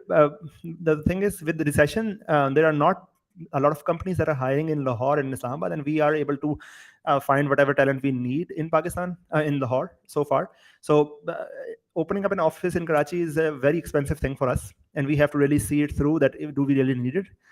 So we are trying कि हम अगर ये साल किसी तरह without opening an office in Karachi गुजार सकें तो अच्छा हो जाए. हमने कोई 900 करीब हायरिंग करनी है. If we find those engineers in Lahore or Islamabad, we will not open an office in Karachi this year. I'm a .NET developer with Angular. I have 3.5 years of experience. What's your thought on .NET future, sir? .NET is going very hot nowadays. As of today, Java and .NET, I think .NET Core with 7 or 6. This is the hottest one of the hottest in the market. So future is very difficult to measure, especially with the new changing world order of generative AI, where every week is changing very fast. But in my prediction, .NET is here to stay. So if you're in .NET, especially in .NET Core, that's a good technology to be in. I'm interested in, and there is a lot of jobs in .NET Core, by the way. We are seeing a lot of traction. So it's good. I'm a BScs student. Please guide me for future. Well, you have to find your why, Adim Saab. You have to understand what's your interest look like, and where do you want to see yourself. मैं guide नहीं कर सकूंगा. आपको चाहिए कि आप इन सब में जितनी भी टेक्नोलॉजीज डिस्कस हुई, स्पेशली अब AI और ML की बात हो रही है, तो इसमें आप एक प्रोजेक्ट करके देख लें. आपका इंटरेस्ट डेवलप हो तो please go in there. That's a very very good technology to go in. Your views about cyber security in Pakistan. Momin Dar साहब कह रहे हैं. देखें, my views about cyber security in Pakistan matter नहीं करता. When we talk about global market, Pakistan matter नहीं करता. पाकिस्तान में साइबर सिक्योरिटी की जॉब्स हों या ना हो, आपको इससे क्या लगे? आपको तो जॉब्स चाहिए ना, आपको एक्सपेंशन चाहिए. आप ग्लोबल मार्केट में जॉब ढूंढें. और cyber security is one field that has a lot of future. So तो पाकिस्तान पे ज़्यादा फोकस ना करें. पाकिस्तान में जॉब ना भी मिले तो learn to bring jobs and land jobs yourself. That way you can have really get a chance to work on international projects. So don't focus on Pakistan market too much. I am from 6th semester from FAST Lahore with mainstream computer engineering, embedded system and DSA, data system algorithm. Is there any opportunity for me? I really want to join Devsinc. Iman Naveed, बिल्कुल हम internships पे offer कर रहे हैं. I hope कि आपने apply कर दिया होगा. We will inshallah shortlist them and we will inshallah reach out to you as soon as we shortlist. मेरा ख्याल है कि within next 10 days हमारी जितने भी shortlist होंगे उनको call आ जाएगी. अच्छा जी, वो कह रहे हैं कि अब थोड़ा सा क्लोजिंग की तरफ चलते हैं क्योंकि हमारा already we are above the time limit. तो let's see if I can find any good question. I am working as a technical support engineer but I want to switch my career as a business analyst. Would you recommend? देखिए, आप technical support engineer हैं और आप business analyst बनना चाह रहे हैं, तो मेरी सजेशन है कि अगर बिजनेस एनालिस्ट में ही बनना है तो थोड़ा अगर ऑटोमेशन में आ जाएं. बिजनेस एनालिस्ट की जॉब आजकल थोड़ी सी डाउन हुई है. वैसे तो पिछले 2-3 क्वार्टर्स में सही रही हैं, लेकिन अगर ऑटोमेशन में आ जाए तो ज़्यादा बेहतर है.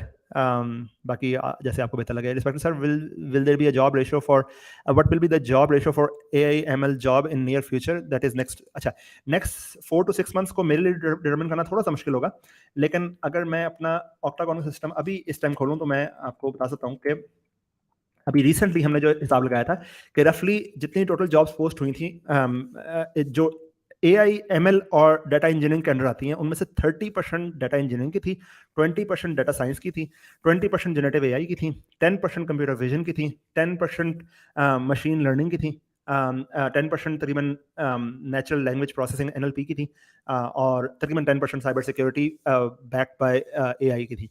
तो इससे आप देख लें कि आपको कितना इसमें से मतलब निकालना है. और ये जो नेचुरल लैंग्वेज प्रोसेसिंग है, इसकी 5 to 10 थी, मतलब इसकी बहुत ज़्यादा नहीं थी. साइबर सिक्योरिटी की 5 to 10 थी बेस्ड ऑन AI. वैसे साइबर सिक्योरिटी की काफ़ी जॉब्स हैं, लेकिन पाकिस्तान में साइबर सिक्योरिटी की जॉब्स मोस्टली आती नहीं है क्योंकि हमारा बहुत ज़्यादा नाम है नहीं साइबर सिक्योरिटी में. And then there are similar discipline such as robotics, autonomous vehicles etcetera, जो कि हार्डवेयर से रिलेटेड है, इसलिए मैं उसको जिक्र नहीं कर रहा. That being said, thank you so much, everyone. I think it was a helpful conversation. Let's Tariq Riyaz Sahab, I'm working on Octagon. Tariq Sahab, thank you so much. All the data that I'm providing right now is based on your system. So thank you so much for building the beautiful system that we have.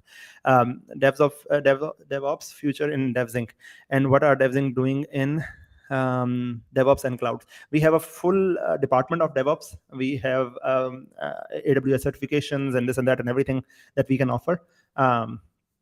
So I think if you want to work in DevOps, do apply at Devsinc. We would love to have you. That being said, thank you so much, everyone. See you again very soon. If I missed any questions, you can simply send me a message on LinkedIn, and I will try to answer them. I will inshallah go live very soon, coming week on Wednesday too. So see you there. Thank you so much.